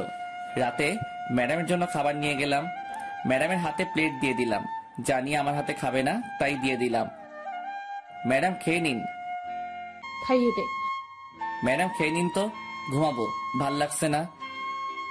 আমাকে খাইয়ে দে, না হলে খাবো না। খাইয়ে দিতে পারবো না, খেলে খাবেন, না খেলে উপোস থাকেন। তুই তো জানিস আমি উপোস থাকতে পারি না, খাইয়ে দে না। আমি পারবো না, তাছাড়া এখন তো আপনি অনেকটা সুস্থ, নিজের হাতে খেতে পারবেন। তাহলে তুই খাইয়ে দিবি না? না। তাহলে আমিও খাবো না। যখন খাইয়ে দিতে চাইছিলাম তখন তো খেতে চাওনি, এখন কেন খাইয়ে দিতে হবে? সেটা আমার ব্যাপার, তুই খাইয়ে দিবি কিনা বল। আচ্ছা বাবা ঠিক আছে, আমি খাইয়ে দিচ্ছি, হা করেন। এই তো লক্ষ্মী বর আমার। দরকার নেই আপনার বর হওয়ার। অন্য কারো হতে যা, তারপর দেখবি আমি কি করি। বক বক না করে খেয়ে নিন তো। খাচ্ছি তো। ম্যাডাম আপনি তো এখন সুস্থ। তো আন্টি ফোন দিয়ে বলছে যেতে। তো যেতে হবে, আমাকে বাড়িতে যেতে হবে আপনাকে রেখে। তুই যাবি না? যাবো তো, চলেন কালকে রওনা দেই। আচ্ছা ঠিক আছে। রাতে ম্যাডামের জ্বর আসতে পারে ভেবে সোফাতে শুয়ে পড়লাম। কিছুক্ষণ পর মোবাইলটা ডেকে উঠে তাকিয়ে দেখি কানন ফোন দিচ্ছে। হঠাৎ করে কানন ফোন দিল কেন ভাবতে ভাবতে ফোনটা রিসিভ করলাম। তাকিয়ে দেখি ম্যাডাম ঘুমাচ্ছে। হ্যালো কানন, বলো। দুলা ভাই কি করছেন? শুয়ে আছি, তোমার কি খবর? এই তো আছি। আমাদের বাসায় কবে আসবে? কালকে আসবো। তাহলে কালকে দেখা হবে, কথা হবে। এখন রাখি, বাই। বাই। এই এদিকে আয়। কি হলো ম্যাডাম, মাথায় পানি দিতে হবে? না এদিকে আয়। বলেন। কার সাথে লুতুপুতু করছিস? ছি ছি, কি বলেন এসব ম্যাডাম? আমি তো কারোর সাথে কিছু বলি নাই বা করিও নাই। আর মিথ্যা বলতে হবে না, আমি সব নিজের কানে শুনেছি। কি শুনছেন? হ্যাঁ, কানন ফোন দিয়ে জানতে চাইলো আমরা কবে যাব। চুপ, তোর কোনো কথা আমি বিশ্বাস করি না। আচ্ছা মুশকিল তো, বিশ্বাস করা না করা আপনার ব্যাপার, আমি সত্যিটা বলে দিচ্ছি। তুই কালকে আমাকে আমাদের বাড়িতে রেখে আসবি, থাকবো না তোর সাথে। আচ্ছা ঠিক আছে। সকালে ঘুম থেকে উঠে নাস্তা করে বেরিয়ে পড়লাম। সন্ধ্যায় গিয়ে শ্বশুর বাড়িতে পৌঁছালাম। সবার সাথে আড্ডা দিয়ে নিজের বাড়ির দিকে রওনা হলাম। বাড়িতে গিয়ে কয়েকটা দিন আব্বু আম্মুর সাথে কাটাবো। কিছু বন্ধু আছে, ওদের সাথে কিছু সময় কাটাবো। কখন আবার দেখা হবে। রাতে কে শুয়ে পড়লাম। আব্বু আম্মুও জানে আমি যে চলে যাব, তবে ম্যাডামদের বাসার কেউ এখনো বিষয়টা জানে না। ভাবছি যেদিন ফ্লাইট সেদিন জানাবো। 30 তারিখে রাত 2টার সময় ফ্লাইট, সবকিছু ঠিকঠাক। ইচ্ছা ছিল যেদিন যাব সেদিনই ম্যাডামকে জানাবো, সবাইকে জানাবো। কিন্তু এত খুশি লাগছে যে কি বলবো, তাই ফোন দিলাম। আসসালামু আলাইকুম আন্টি। ওয়ালাইকুম আসসালাম। কেমন আছো বাবা? জি আন্টি, ভালো। আপনি কেমন আছেন? আমিও ভালো। তবে তুমি কিন্তু খুব খারাপ একটা কাজ করছো। ওদিন না থেকে চলে গেলে কেন? আন্টি, বাড়িতে একটু কাজ ছিল। আন্টি, যে কথা বলার জন্য ফোন দিছি তা হলো 30 তারিখে রাত 2টার সময় আমার ফ্লাইট। কি বলছো এসব? আজকে আমাকে জানাচ্ছ সবকিছু ঠিক করে? আগে জানাইনি তো কি হয়েছে, এখন তো জানতে পারছেন। ম্যাডাম জানে না, ওনাকে জানিয়ে দিয়েন। তার মানে আমরা কেউ জানি না? না আন্টি, কাউকে বলা হয়নি। যা, এটা কি হলো? লাইন কেটে দিল কেন? জানানোর প্রয়োজন ছিল, জানিয়ে দিয়েছি। আজ সেই কাঙ্ক্ষিত দিন। আজকে আমি উড়াল দিব আমার স্বপ্নের দেশ সৌদি। সবাইকে বিদায় জানিয়ে গাড়িতে উঠে বসলাম, সাথে 2 হৃদয় অ্যান্ড অভি। রাত 11:30টায় সবকিছু শেষে বিমানের দিকে পা বাড়ালাম। ঠিক সেই সময় কেউ একজন পিছন থেকে আমার হাত টেনে ধরলো। তাকিয়ে দেখি আঙ্কেল। আঙ্কেল, আপনি এখানে কেন? আমি এখানে কেন সেটা তুমি পরে জানতে পারবে, এখন আমার সাথে এসো। আঙ্কেল, আমি কোথাও যেতে পারবো না, একটু পরে আমার ফ্লাইট। কোথাও যাওয়া হবে না তোমার। কি ভেবেছো তুমি আমাদের কিছু না জানিয়ে চলে যাবে? আমি তো আন্টিকে জানিয়েছি। সেটা জানাইছো জানি, তুমি কেন সৌদি যেতে চাও সেটা বলো। আঙ্কেল, দেশে থাকতে ভালো লাগছে না।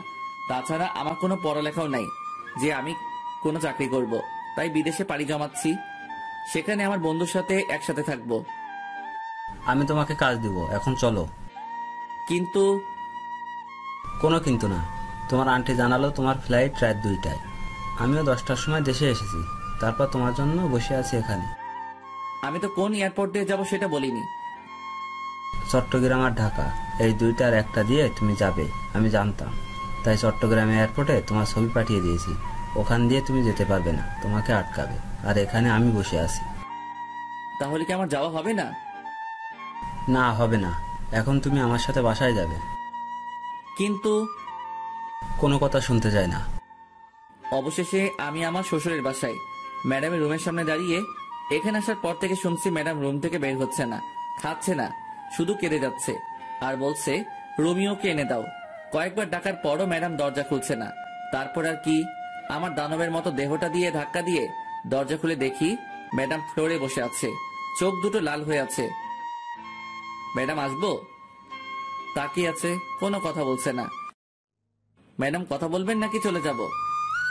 আরে ম্যাডাম, কাঁদছেন কেন? আমি তো কোথাও যাইনি। কি করে ভাবলি আমি তোকে যেতে দেব? আমার কথা একবারও মনে পড়েনি? বল, আমাকে একা রেখে কেন চলে গেলি? কোথায় গেলাম? যেতে তো চাইছিলি, বল কেন এমন করলি? তোরে ছাড়া আমি থাকতাম কি করে বল? সেটা আমি কি করে বলবো? কি করে বলবি মানে? আমার বুকের বাপাসের জায়গা করে নিয়ে এখন বলছিস তুই কি করে বলবি? তুই জানিস না আমি তোরে ভালোবাসি? ম্যাডাম, আপনার কিন্তু নজর খারাপ। হ্যাঁ, নজর খারাপ হয়েছে আমার। এমন একটা ছেলে চোখের সামনে থাকলে যে কোনো মেয়ের নজর খারাপ হবে। তাহলে এবার দোষ কি? তুই আবার ওই পেতনির নাম নিয়েছিস? তোরে আজকে কি আর করবেন? দেখ কি করি। ম্যাডাম, সত্যি বলছি, আপনার নজর পুরো খারাপ হয়ে গেছে। আমি তোর ম্যাডাম না, তোর বউ, ঠিক আছে? তাছাড়া নজর তো অন্য কারোর জন্য খারাপ হয়নি, আমার বরের জন্য খারাপ হয়েছে। তবে আমি কিন্তু একটা জিনিস খুব মিস করব। কি? থাপ্পড়। তোরে তো প্রতিদিন থাপ্পড় দিব। আমি রান্না করতে পারবো না আজ থেকে। আমি সব করব, তুই শুধু আমাকে ভালোবাসবি, আর কোনো মেয়ের দিকে তাকাতে পারবি না। ঠিক আছে মহারানী, আমি রাজি। আমাকে আজ থেকে তুমি করে বলবে, ভুলেও যেন ম্যাডাম ডাক না শুনি। আচ্ছা ঠিক আছে। দুলা ভাই, আপনাদের রোমান্স শেষ হলে এবার খেতে আসুন। খেয়ে শুয়ে পড়লাম। আমি আগে যে রুমে থাকতাম সেই রুমে। একটু পরে ম্যাডাম থুকু বউ আসলো। কি ভাবছো? ভাবছি বিয়ে করছি, বউ পাইছি, ভালোবাসাও পাইছি, কিন্তু কিন্তু আবার কি? বাসরাত তো পাইলাম না। তবে রে বান্দর বলা। এই বলে ম্যাডাম থুকু বউ আমাকে জড়িয়ে ধরলো। Light off. আর কিছু জানতে হবে না, আপনাদের বাসরাতে দেখতে পাবেন যা হবে। আচ্ছা মুশকিল তো, আপনাদের বলছি না লাইট অফ। এখনো এখানে কি? অনেক তো দেখলেন, যান এবার।